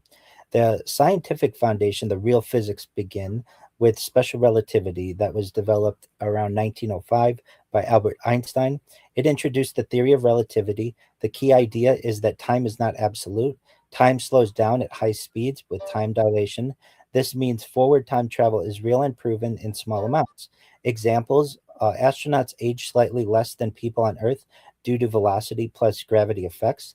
Then there's the advent of general relativity in 1915, where gravity bends space time. Strong gravity equals slower time, meaning if you are near a black hole, time dilation becomes extreme. This also supports real forward time travel. There's theoretical backward time travel as well. So physics allows mathematical possibilities, but not proven reality. The possible mechanisms are wormholes, which are like space-time shortcuts, rotating black holes, known as Kerr black holes, closed time like curves, solutions in Einstein's equations. The problems exist, though. It requires exotic matter not confirmed to exist, instability, which would perhaps collapse instantly, and causality paradoxes. And these are fascinating to me. So, some of the paradoxes why at least backward time travel is hard. There's the grandfather paradox. If you change the past, you might erase yourself. The bootstrap paradox: information or objects loop with no origin. These raise major consistency issues in physics. The main scientific views today, modern physics consensus is that forward time travel is real via relativity. Backward time travel is theoretically possible but unproven and perhaps quite difficult. Most physicists lean toward that nature protects causality. Time travel to the past may be forbidden, but it may not be. But at least utilizing Hawking's chronology protection conjecture, it may have some forbidden aspects. So, in terms of how can we time travel, at least there are some theorized and some speculation on how we can do it. So, of course, what we just referenced, special relativity, traveling near the speed of light causes time to pass more slowly for the traveler. This was proposed by Albert Einstein. Time dilation has been experimentally confirmed. Astronauts age slightly slower than people on Earth. Faster speeds create greater time differences and allows travel into the future, not the past. Then there's general relativity, which we touched on as well, that strong gravity slows time. Massive objects warp space-time. Clocks run slower near strong gravity. GPS satellites must account for the effect. Black holes create extreme time dilation, and the future time travel becomes theoretically possible. There's black hole time dilation, where time slows dramatically near a black hole. This is predicted by general relativity. Extreme gravitational fields affect time.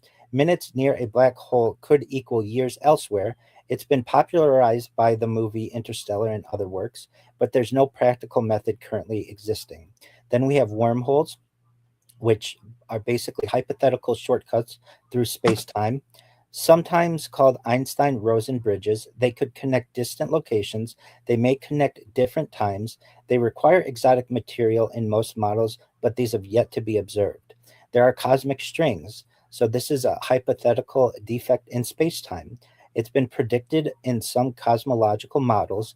They could warp space-time dramatically. They might create closed time-like curves. There's no confirmed detection, and they'd still remain theoretical. There's a Tipler cylinder, which is an infinitely long rotating cylinder. This was proposed by Frank J. Tipler.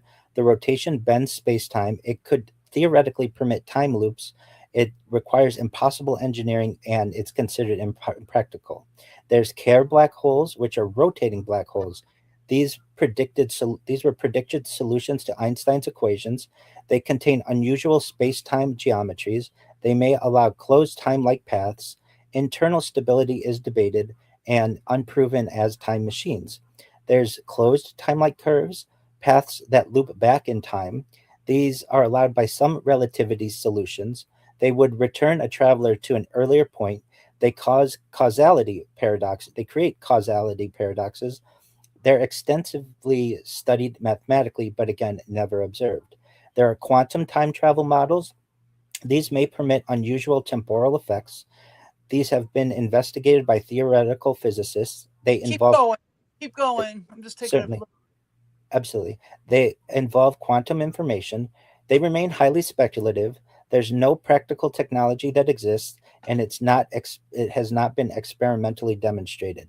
There are many worlds timelines. These are changing the past, creating an alternate timeline. So this is based on interpretations of quantum mechanics. It avoids grandfather paradoxes. They're popular in science fiction. They're not experimentally verified and again remain hypothetical. There's cryonic suspension. So this is preserving people for the future. Bodies are frozen after death, intended future renewal, not true time travel, and no human has been revived, but it represents one-way future travel conceptually, and in a similar way, even just sleep from a subjective standpoint is has an argument of some type of time travel by the person who was asleep. Generation ships. So these are multi-generational space voyages. Travelers experience normal time. Descendants reach distant futures. It's been proposed for interstellar travel. No generation ship exists, but it's sometimes called social time travel. There's relativistic starships, near light speed spacecraft, the use of relativistic time dilation. Travelers age slowly. Earth experiences decades or centuries. This is consistent with known physics. It requires enormous energy. There's suspended animation, the reducing biological activity. It's been studied in medicine. It is inspired by hibernating animals. It could preserve travelers. It's not currently capable of long term use, and it is a form of future skipping. There's the simulation theory that reality may be a simulation. This is a popular philosophical idea that time could theoretically be manipulated. There's no supporting evidence. It cannot currently be tested conclusively, and it does remain speculative. There's higher dimensional travel. This is moving through extra dimensions. It appears in some theoretical physics. It's common in science fiction. It could bypass normal space time. There's no evidence for practical use, and it's highly speculative. There's temporal consciousness transfer. This is sending information rather than matter. So this is popular in science fiction. It's the idea that consciousness moves through time, avoiding physical transport issues. No scientific evidence. Again, it's hypothetical. Retrocausality. This is that future events influence past events. It appears in some quantum interpretations. It's studied philosophically. It does not imply human time machines. The evidence remains controversial and it's mostly theoretical. There's the ancient mythological time shifts. Many traditions describe altered time. This does appear in Jewish, Hindu, Celtic, and Buddhist stories. Heroes enter other realms.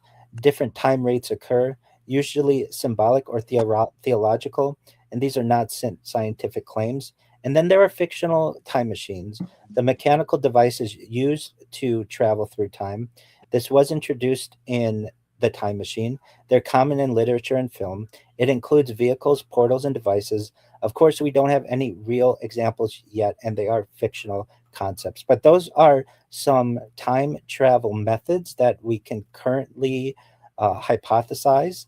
And then you also had the question about the moon. Is that correct? Yeah, and what I was going to comment on, and this is, I missed a little because I just needed a break for a second. Uh, there's also, I feel, interdimensional travel that gets into the whole, when abduction happens, is it happening in the dreams? This might be for a whole other show about that shady area between the realms, and what do you know anything about looking glass technology? Yeah, I do. We can get into that.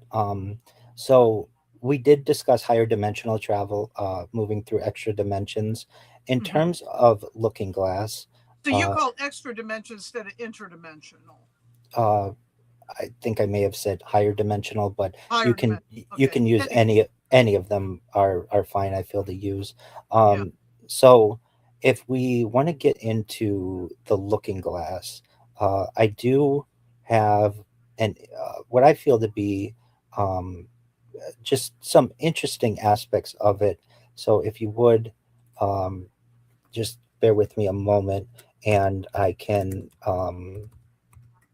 make some clarifications regarding it. Okay. And um, the the idea that there may be something known as a looking glass that is an actual piece of technology. So this is just a fabulous story that I want to go into. I know that some other people may find it interesting as well. So this is the idea of President Eisenhower the Greada Hmm. Treaty narrative, and the Looking Glass system. So this is a story, uh, why the story exists in a system. And I want to say this is a narrative. As anything that I've said, there's very little, if no evidence. These are just stories. If anything, we would just be telling a vision or telling an understanding of ancient peoples. But this is a narrative built around the idea that the first contact between humans and non-human intelligence occurred during the Cold War. It There are arguments to be made. Maybe it's been happening for longer periods of time, but perhaps this is the first time that we actually had humans had some type of treaty that was developed. The governments treated it as a national security issue, that contact led to controlled agreements rather than open disclosure, that long term classified programs developed around knowledge gained. And in this work, UFO encounters are not necessarily random events, they represent structured interaction between two technological civilizations. So, the Eisenhower era context, the 1950s were framed as a turning point because nuclear weapons were introduced and created a global existential risk. Aerospace technology advanced extremely quickly. Radar and early warning systems began detecting unknown aerial objects. Within the narrative logic, these conditions made contact more likely or more urgent. Leadership decisions would prioritize stability over transparency. Highly classified channels would be used for sensitive encounters.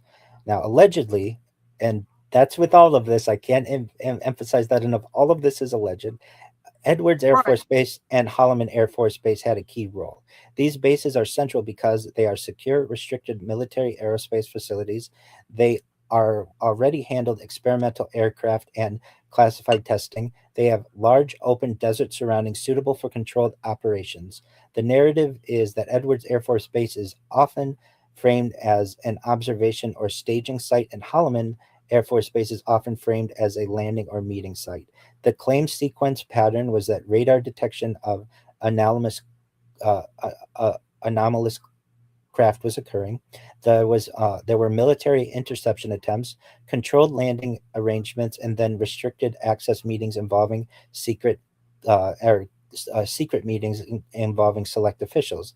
The Greada Treaty concept is the idea that there was a technology exchange, basically proportion concepts beyond known aerospace capability, energy generation principles not publicly understood at the time, advanced materials knowledge, biologic in exchange for limited human subject involvement for study the alien abduction phenomenon, medical and genetic observation programs, which is what you were referencing earlier, Missy, with the idea of this hybrid DNA type system. And they're showing us this in all these shows, all these sci-fi shows. Yes.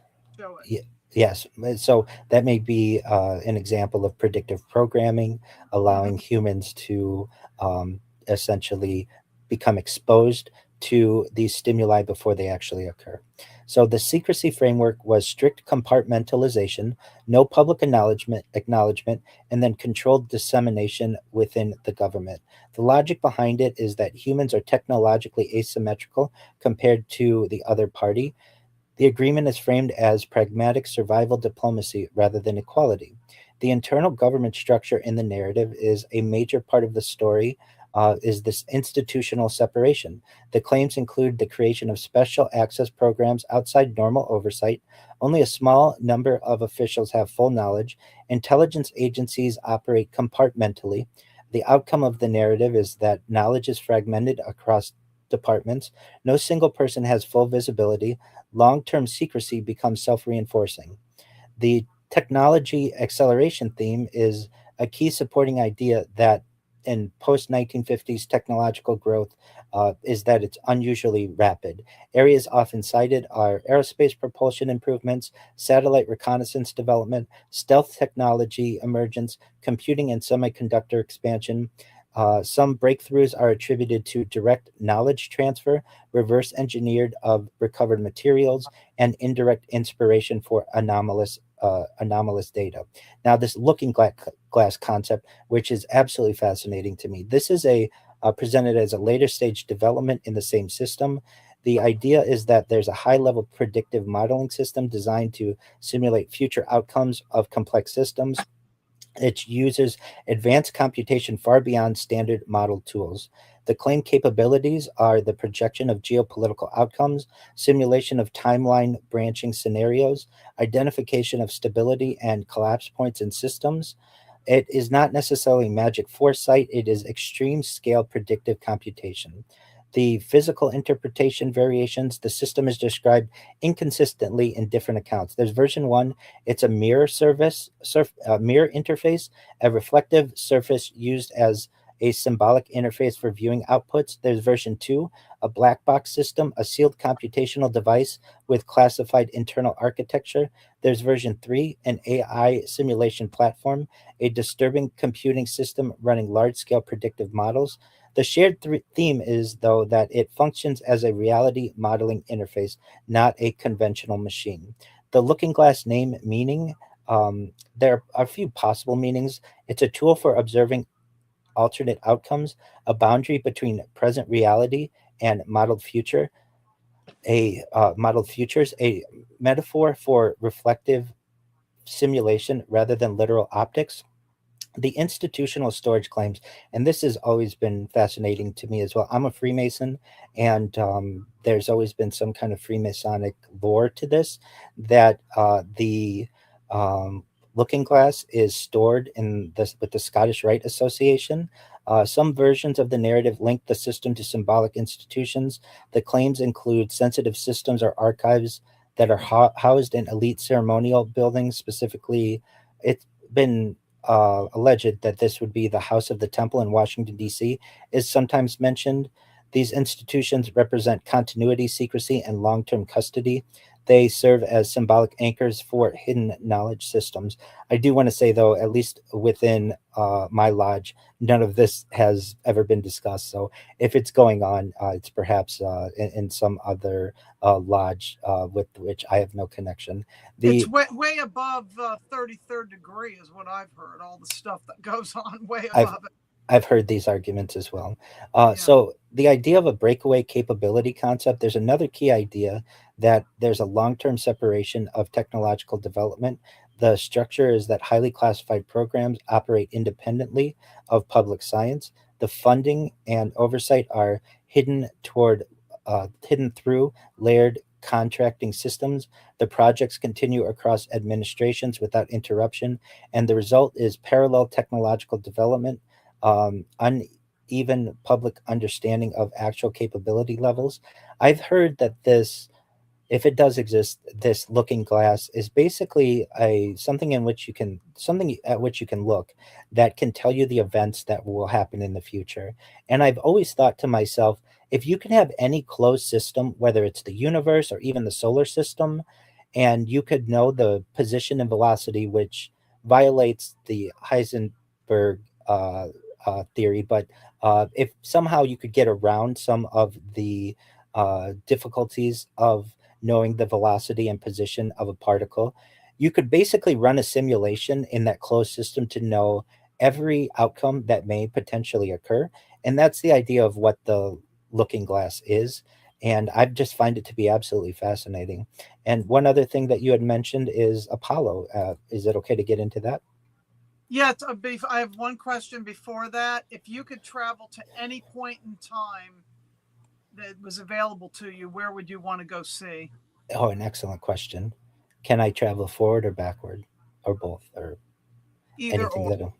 Um, yeah, perhaps to a point where the idea of a time traveling craft is created, because then I could, whenever I want, travel Uh-uh. to any. Hold You on a get second. Nope. Nope. No, no, you keep talking. My cat's sure. doing something he's not supposed to. Absolutely, no worries. So the idea, it may seem kind of a creative idea, but I would time travel to whatever time that I could get a time machine, because then I could time travel whenever I want, wherever I wanted, either to the forward or backward. But if we don't have that ability, um, I would like to perhaps be able to time travel to a time when humanity may be able to delay or perhaps avoid indefinitely the idea of death, because then I could be able to live as a android, an avatar, a cyborg, a cybernetic being, a clone of myself, a robot, an ethereal being, whatever I want to be, for as long as that I want, and so long as I enjoy it. But I would probably say if I were going to go in the future, that's when I would go. As for the past, it'd be nice to just go back to 2009 and just buy all the Bitcoin that would be needed, and immediately be the wealthiest person on earth, or within a decade or so. But without having that kind of foreknowledge, um, I don't know if I would very much like many ancient times. They seem to be quite brutal and barbaric. Um, but I I very much would also like probably 1950s California. Seems to be an age of uh, for some people, not for all people. There's certainly a lot of segregation and things that were occurring then, but it seems to be a time where the American future seemed bright, where the opportunity for the golden age of development seemed on the being at the precipice of that. The discussion of the space race was occurring, and it just seemed to be a more innocent time for some people. But again, not for all people. So if I had to go back in the past, it might not necessarily be all that far back. 1950s California seems quite potentially quite enjoyable. In the future, if I could go at any time, it would be a time when I could get into a time machine. What about you, Missy? What would you choose? Oh my God. I think when you talk about as far as Bitcoin, go back to the beginning of Google, and if you knew what was going to happen with the internet, right, or looking forward. But I would probably like to go back to the time of King Arthur myself, because I feel this connection with the Druids, and even before that with the Northern Lights and the Polarian beings and the Hyperborean. So whether you look at King Arthur as Atlantis, or you look at King Arthur as going back to Hyperborean times, I kind of have a resonance with that because of my ancestry, which is mostly German, but Norwegian, Scott, Irish, English. So and the future, I don't know, because I don't know what's going to happen here. I mean, look, I try to remote view some of these things, like, and let's, instead of talking too far into the future, how about we talk about the moon first, because we know the hunk of junk that they sent up there, that didn't do it, and yet you know, Pink Floyd had that song "See on the Dark Side of the Moon," and we know there's bases on the moon. You know, Richard C. Hoagland has talked about that face on Mars, and you know the stuff going on with the moon, and that the moon's hollow. I'll just let you get into it. I'm focused on him a little bit because he's doing something he's not supposed to be doing. That's Absolutely. Arthur, which All is right. King Arthur and Thor. You Okay. saw me hold him up when he was Absolutely. behaving himself. So I'd like to first say, what evidence do we have that we did go to the moon? I think that's important, and then we will have any type of evidence that we didn't. So the big thing, and something that for many years I had faith in, were the retroreflectors. Retroreflectors, basically laser ranging experiments. Astronauts allegedly placed special mirror arrays on the lunar surface during the Apollo missions, Apollo 11, 14, and 15. Allegedly, these are still used today. Observatories on Earth bounce lasers off them to measure the Earth moon distance with centimeter precision. The experiment is called lunar laser ranging. It requires precise placement by humans on the moon. It's still independently used by observatories worldwide, and allegedly, it's not it cannot be replicated by unmanned probes of the 1960s era. I will say this though: I have heard the skeptics say that the moon is reflective enough that these types of retroreflectors are not necessary. Nor were they necessary, and there's even evidence that the Russians in the late 1950s, early 1960s were able to do this before anyone had gone to the moon. So, and I want to say for this topic, it's near and dear to my heart. I'm very passionate about it, but I want to leave uh, the options open for the audience, because I don't want to necessarily um I don't want to necessarily be biased in one way or another. That's why I'm going to give both sides. The next piece of evidence that's given is that the Apollo landing sites are visible from orbit. Modern spacecraft has photographed Apollo landing sites. NASA's Lunar Reconnaissance Orbiter has captured descent stages, astronaut walking paths, equipment left behind. These images show disturbances in hardware consistent with human missions. I will say this: I've seen them all, and if you can make that out, that's fine. It looks like a white pixel to me. My vision is certainly lacking. I don't have the best vision by any means, but the pictures are open to interpretation in my mind. The next are independent tracking by multiple countries. During the Apollo missions, the Soviet Union tracked Apollo spacecraft trajectories. Other countries with radio astronomy capabilities also monitored the signals. There's the argument that the USSR was a direct competitor in the space race and had no incentive to validate the US claims. Their tracking confirmed translunar injection and lunar orbit insertion. There is some argument, though, to be made that the USSR was perhaps bribed to keep their mouth shut on this topic, or perhaps given incentives. I believe there were some major agricultural incentives that were given during a time in the Soviet Union when grain was scarce. Um, and then there was also perhaps an agreement, because the Soviet Union may have had some malfeasance that went on with Yuri Gagarin and their first person orbiting the Earth.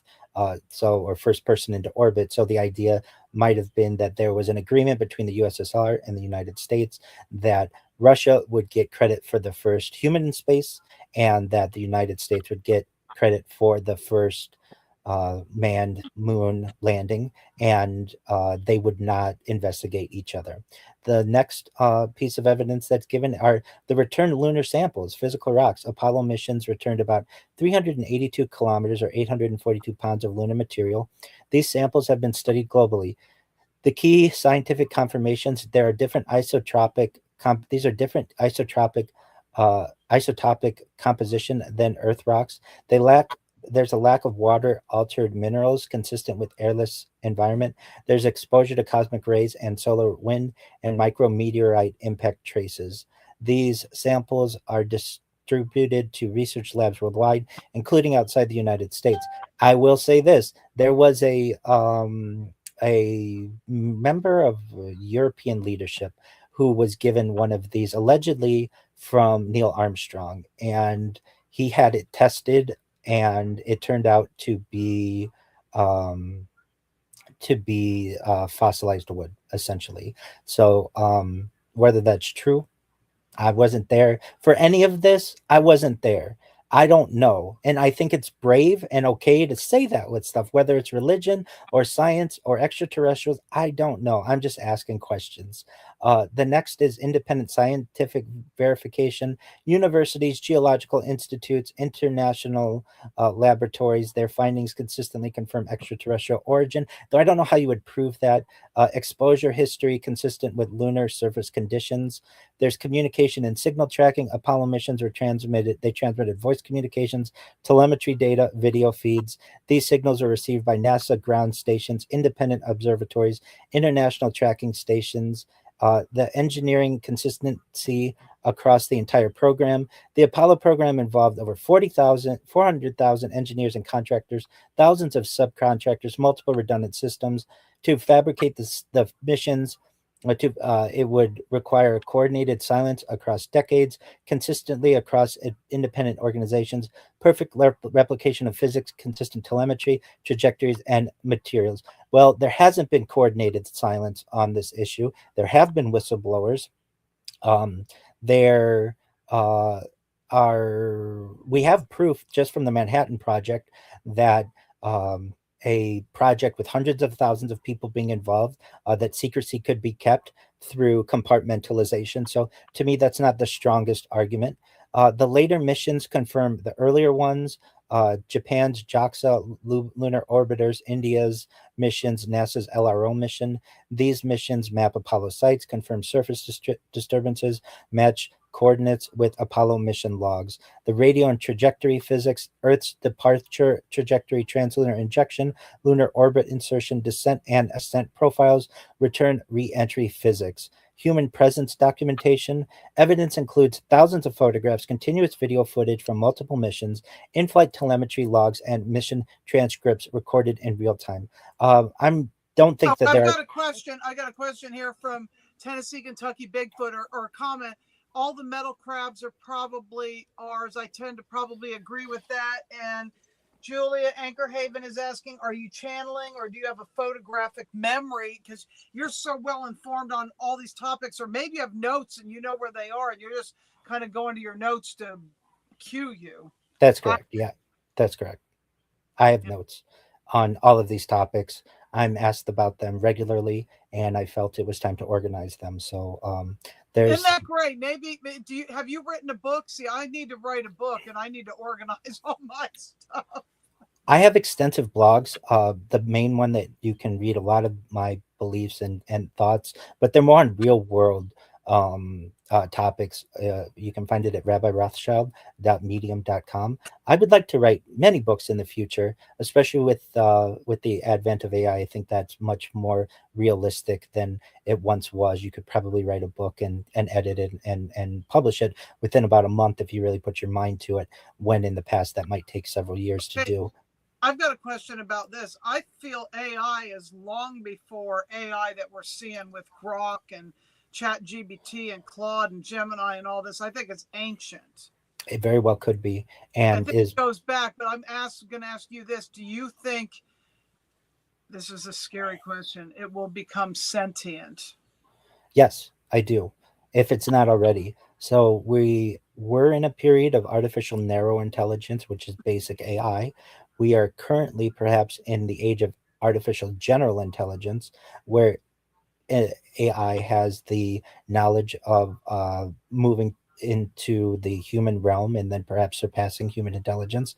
And then certainly once we get into artificial super intelligence, it will have become sentient. Oh, but It but will it take over us? See, that's the question. We've created it. Well, supposedly, I think it's ancient over us. Like way before, and not necessarily a good thing because it can channel these black hole entities. But the thing is if we're out of whack, does it want to try to correct us in a? You know where I'm going with this. most certainly, it's like any tool. I see it. Fire, you could use fire for good or bad. The wheel you could use for Exactly. good or bad. Steam, good or bad. Electricity, good or bad. The computer, the good or bad.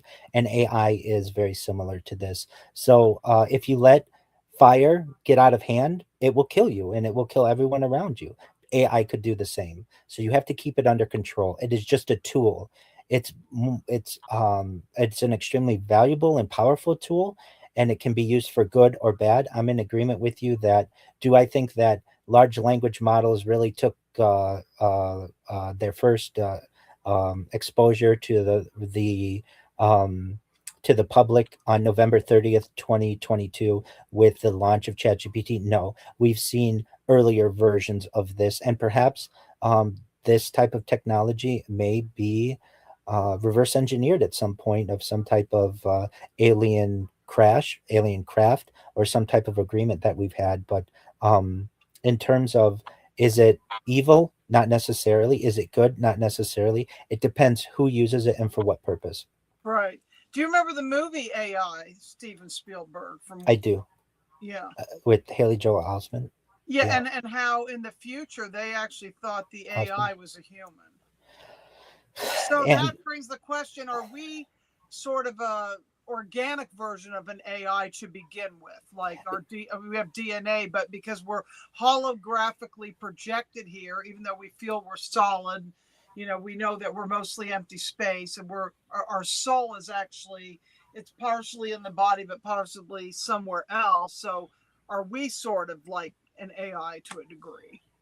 it depends how you want to define AI. We're certainly intelligence, and I would make the And we're argument. organic, but I mean, because we're kind of in this terrarium aquarium, we can't really go anywhere in what we are. We can't. I don't feel that. That's why I don't feel we went to the moon in the way they showed us, because I don't think that this physical body can get past the Van Allen belts.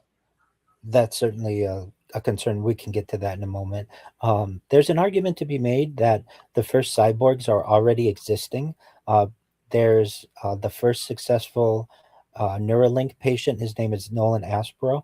He had Neuralink, a brain computer interface company owned by Elon Musk, had the implant that occurred in 2021, and has been able to, or let's say early 2020s, and has been able to play video games better than your average human can. He has even surmised that in the future, in video game systems, we will need to have two leagues, one with people with brain computer interfaces and other people who are organic, almost in a similar way to where we have people who compete in athletics in organic terms, and then Did enhance you see games. the movie Ready Player One?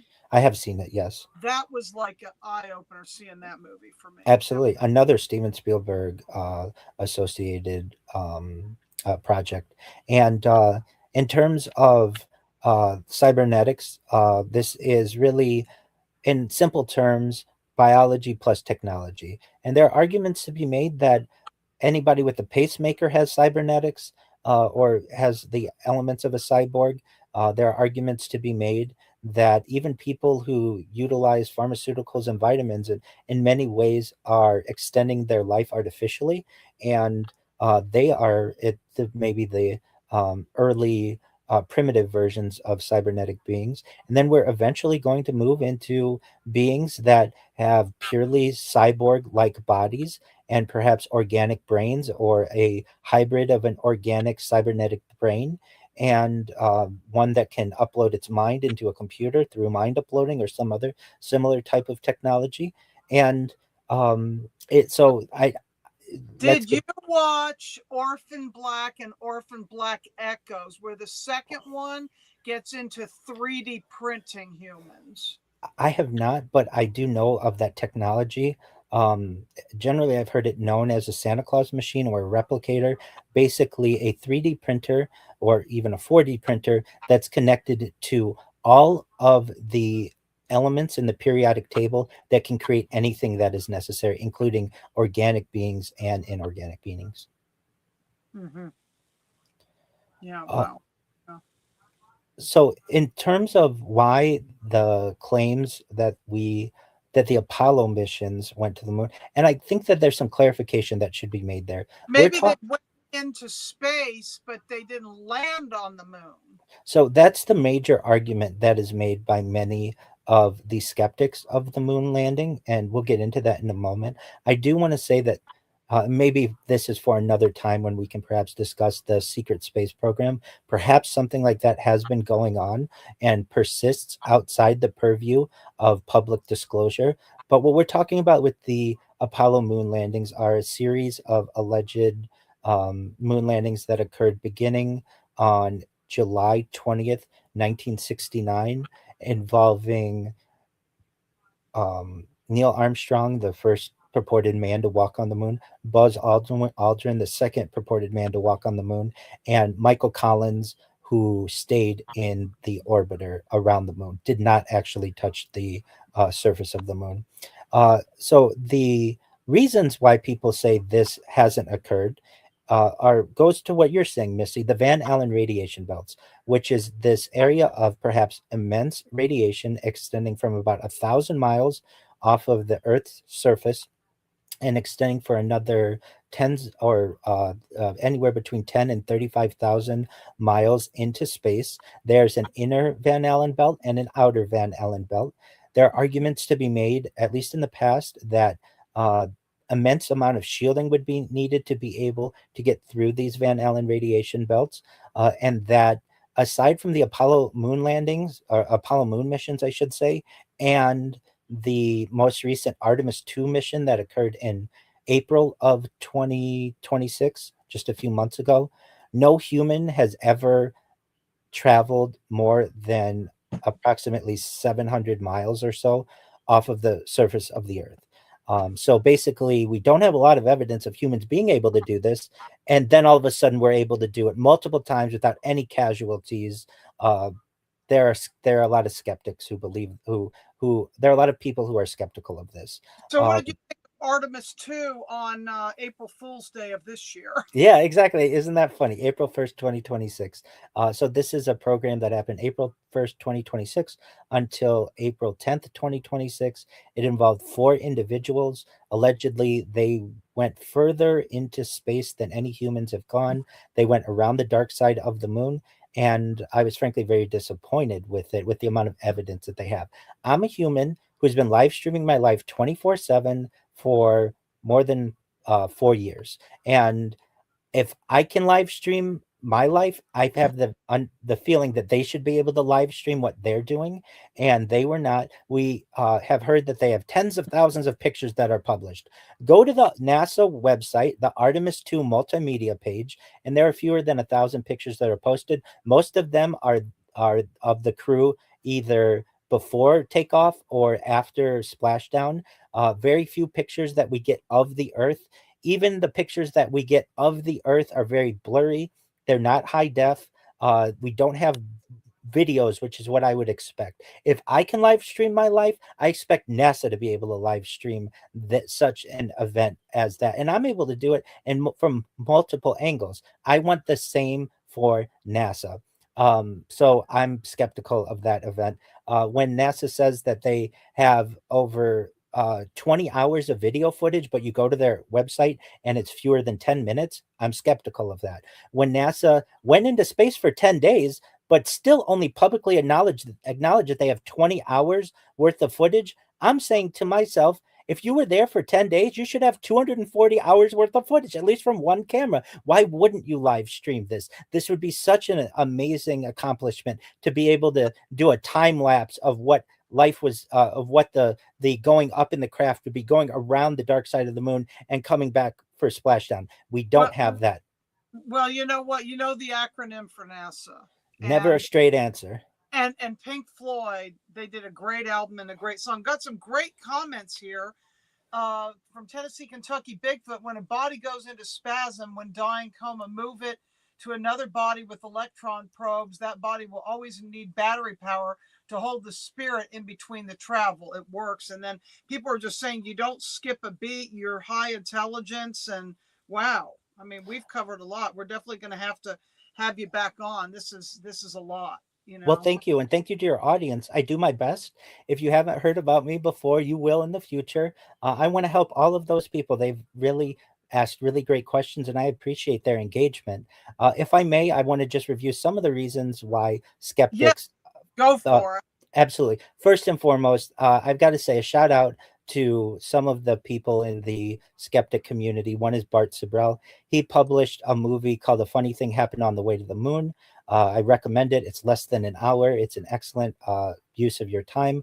You will be able to see allegedly the video of Buzz Aldrin, Neil Armstrong and Michael Collins saying that they're halfway to the moon when they are in low Earth orbit, and they rehearse the faking or alleged faking of moon shots, or I should say, Earth outside the window of the craft. It's not something I can necessarily describe all that well here. Just look at it. It's a funny thing happened on the way to the moon. Another um, amazing video of Bart Sibrel is called Astronauts Gone Wild. This is a man who was always fascinated with the moon and felt betrayed because he learned from some people within the community that the Apollo missions at least, may not have been as accurate as described. And he confronted all of the living astronauts he could find, including Neil Armstrong, including Buzz Aldrin, who punches him in the face, including Michael Collins. And when you see it, I'm not saying I can necessarily discern someone's guilt or innocence, but when these people are aggressive towards you, they punch you, they run away from you. If I went to the moon, I would be telling everybody about it. I'd be the biggest celebrity in the world. I would never shut up about this. I'd write books. I would document my life. I would be bigger than the biggest celebrity of all time. But generally, the Apollo astronauts lived lives generally quite conceited. They lived quiet lives, working for um, defense contractors, making huge amounts of money. That was perhaps some type of an exchange. And for instance, Neil Armstrong, after the press conference that he did, the post flight press conference, really doesn't make another public speech about the moon until he did for its 25th anniversary or so at a university, and he uses very cryptic language. If I went to the moon, it would not take me 25 years to talk about it publicly. I would make documentaries about it, and it wouldn't just be a clip of it. I would do long-term discussions of what it was like, what it felt like, what the temperature was like. The Apollo astronauts generally are quite quiet on that, and they contradict themselves, which is very questionable. Some of them say that they initially did not go through the Van Allen radiation belts. Some of them don't even know what they are, and this is caught on camera, so I can't do it justice. You should check out the A Funny Thing Happened on the Way to the Moon, which is available generally on YouTube, but also at Sibrel.com. It's documentarian. Also watch Astronauts Gone Wild. There are some other people within the moon skeptic community, including Ralph Renee and Jara White and quite a few. Then I can just think of off the top of my head who have really all pushed for answers. None of them necessarily feels that they absolutely know everything, but there are some questions that certainly still exist. So if you haven't had the chance, watch those two films, and it will answer a lot of the questions. And And here's a great comment from Tennessee, Kentucky Bigfoot. The story of Adam and Eve is the story of when the atom and energy split. When Adam and Eve broke God's math, flower and butterfly need each other to reproduce. Plasma, Zeus was given a physical place. Birth pains are electric. Pain is electric. I certainly agree that there's an electricity within birth pangs, in both good and bad. There's the pain of it, and then there's certainly the idea that that life is being brought to the forefront, and there's something really cool about that.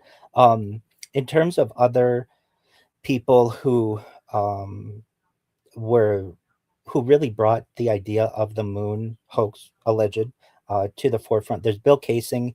He is often considered the person who popularized the moon hoax movement. He wrote "We Never Went to the Moon" in 1976, claiming NASA staged the landings.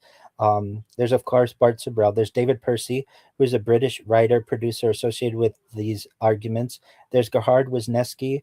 He wrote about the alleged skepticism in Germany. There's Philippe Leheroux, another international promoter of these claims.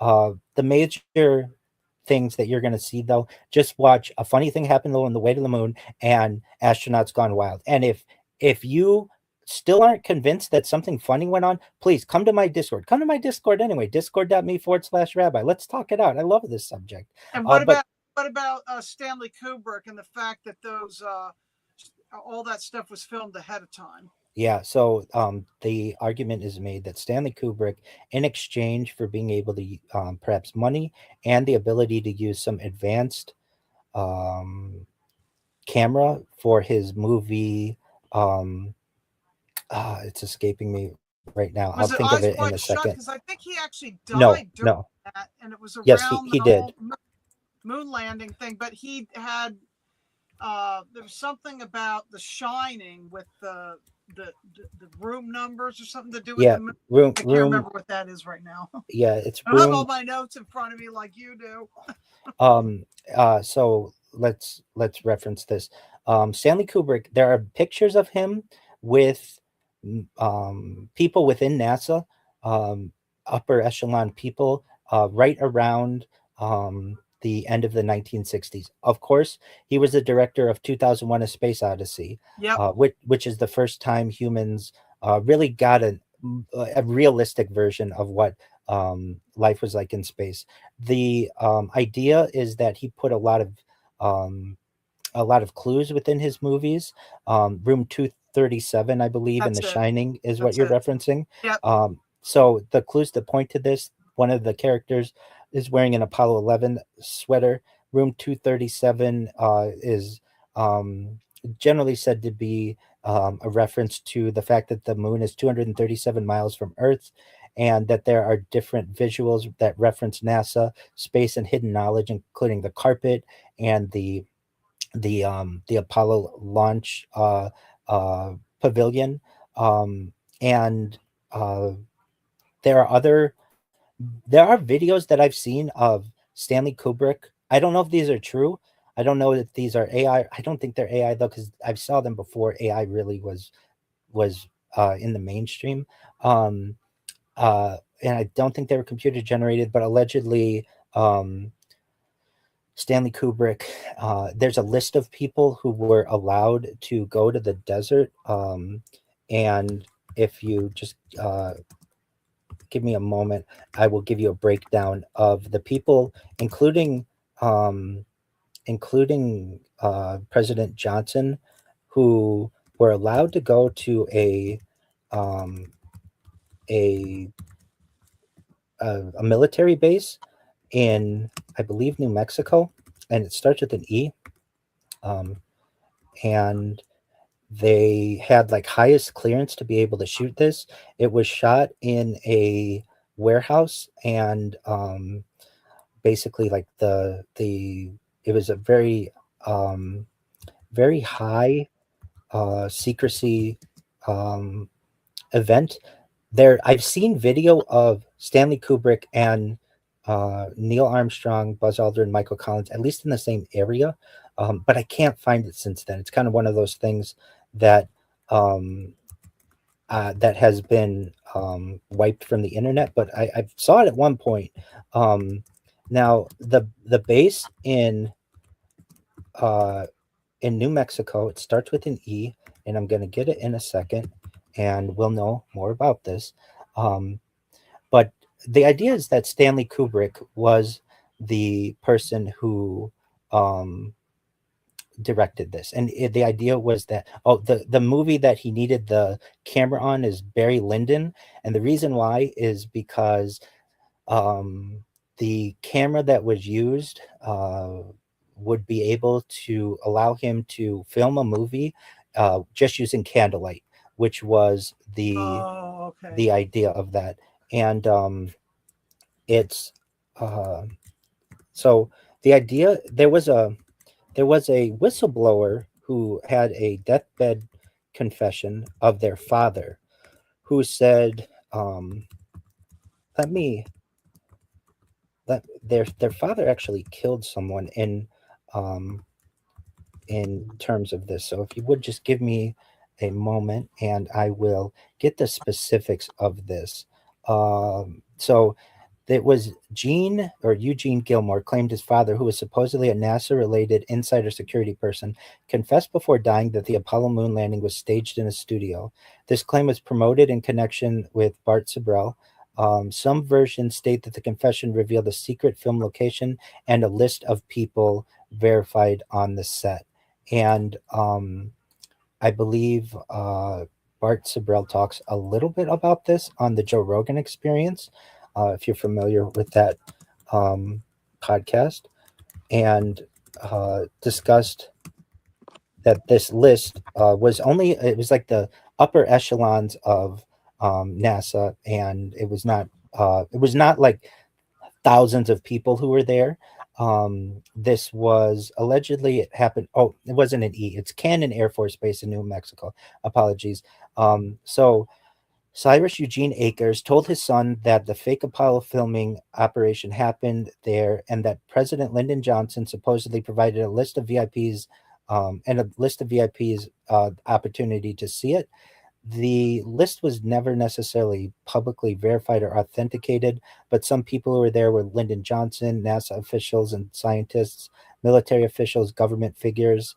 There was a specific alleged 15 name list, but that hasn't been independently produced as evidence. Um, but the idea is that this happened at Cannon Air Force Base in New Mexico. Whether it happened or not, I'm not sure. But here's what I can tell you: there's a uh, the idea of the moon. There are photographic anomalies. These include no visible stars in lunar sky photos. The shadows appear non-parallel or inconsistent. Lighting that seems like studio lighting. The American flag appearing to wave. That's really undeniable that the American flag waves, and there are all kinds of theories Oh as to yeah. why this occurs. Um, the arguments are that or the context explanation.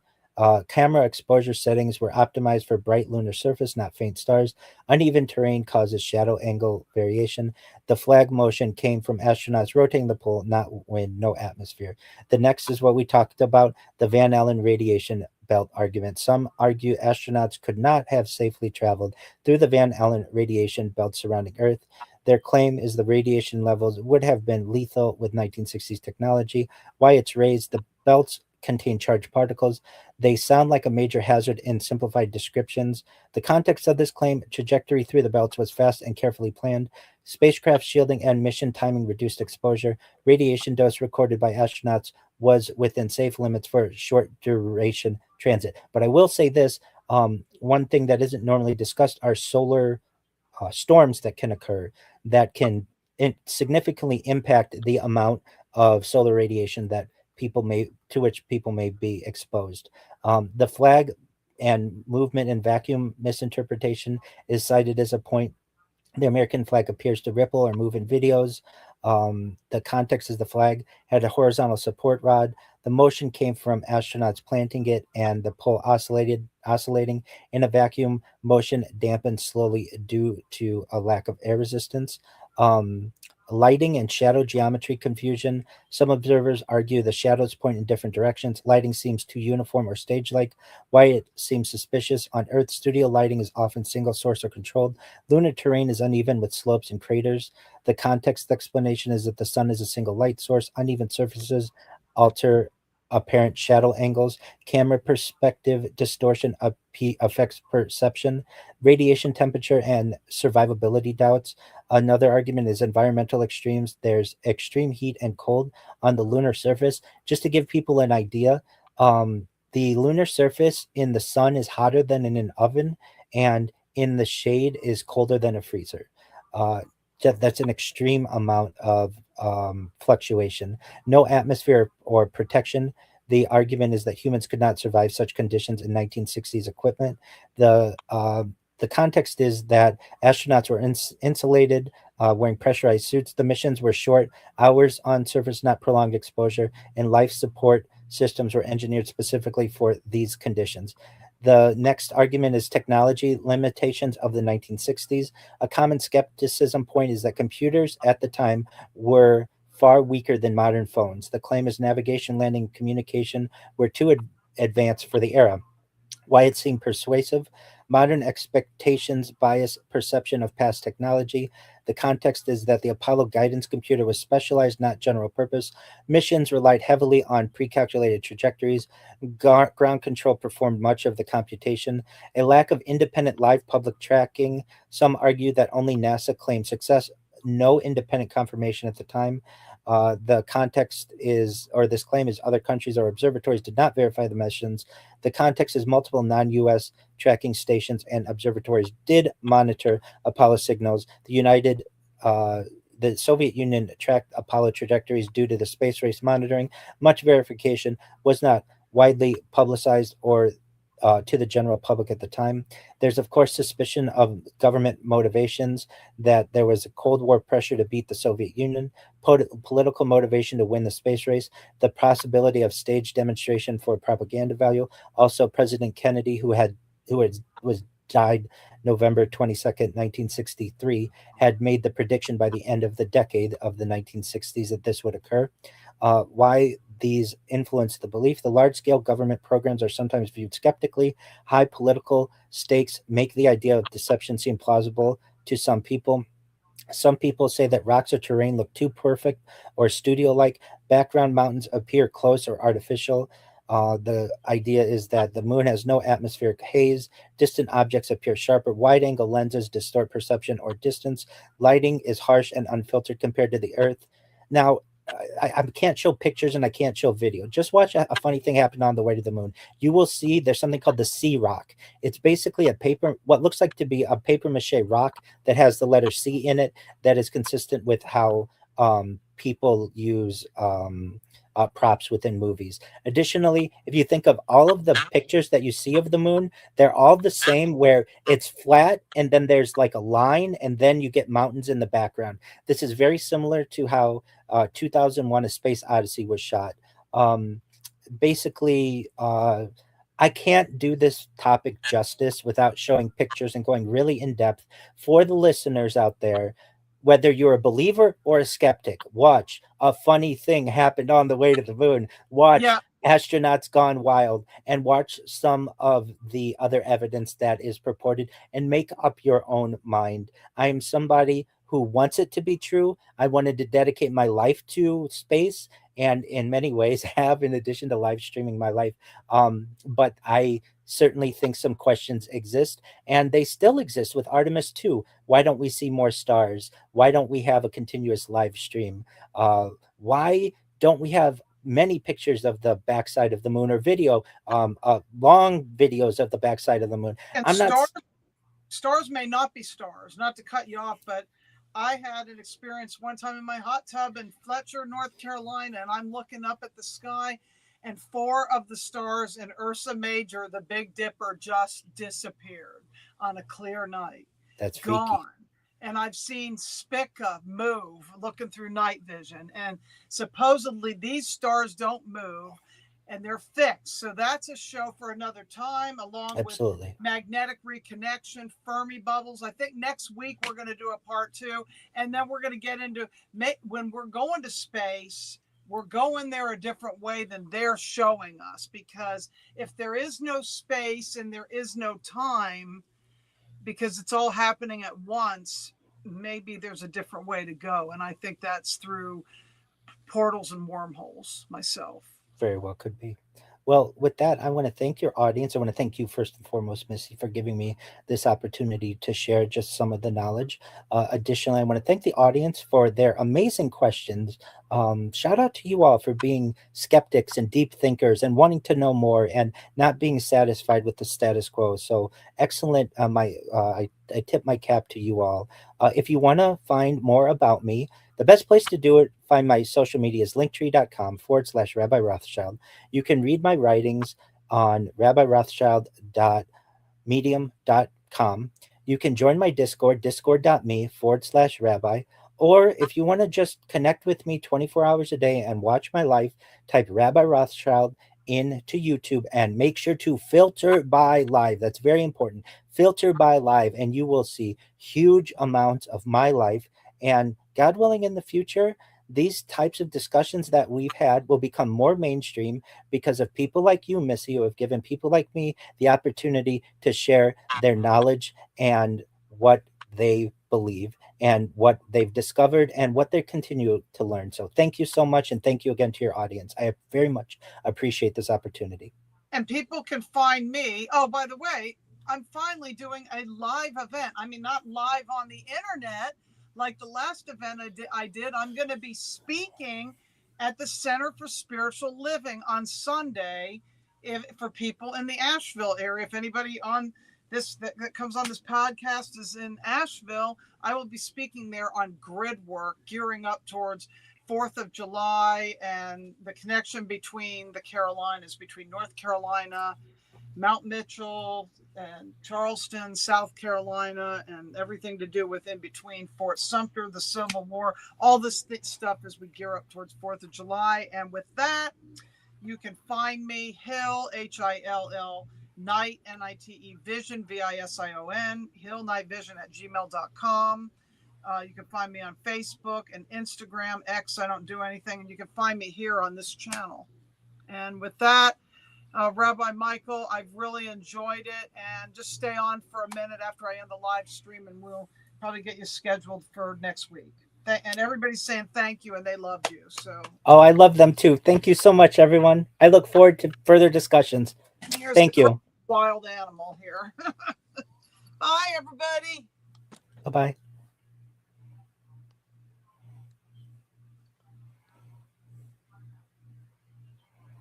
Okay, we're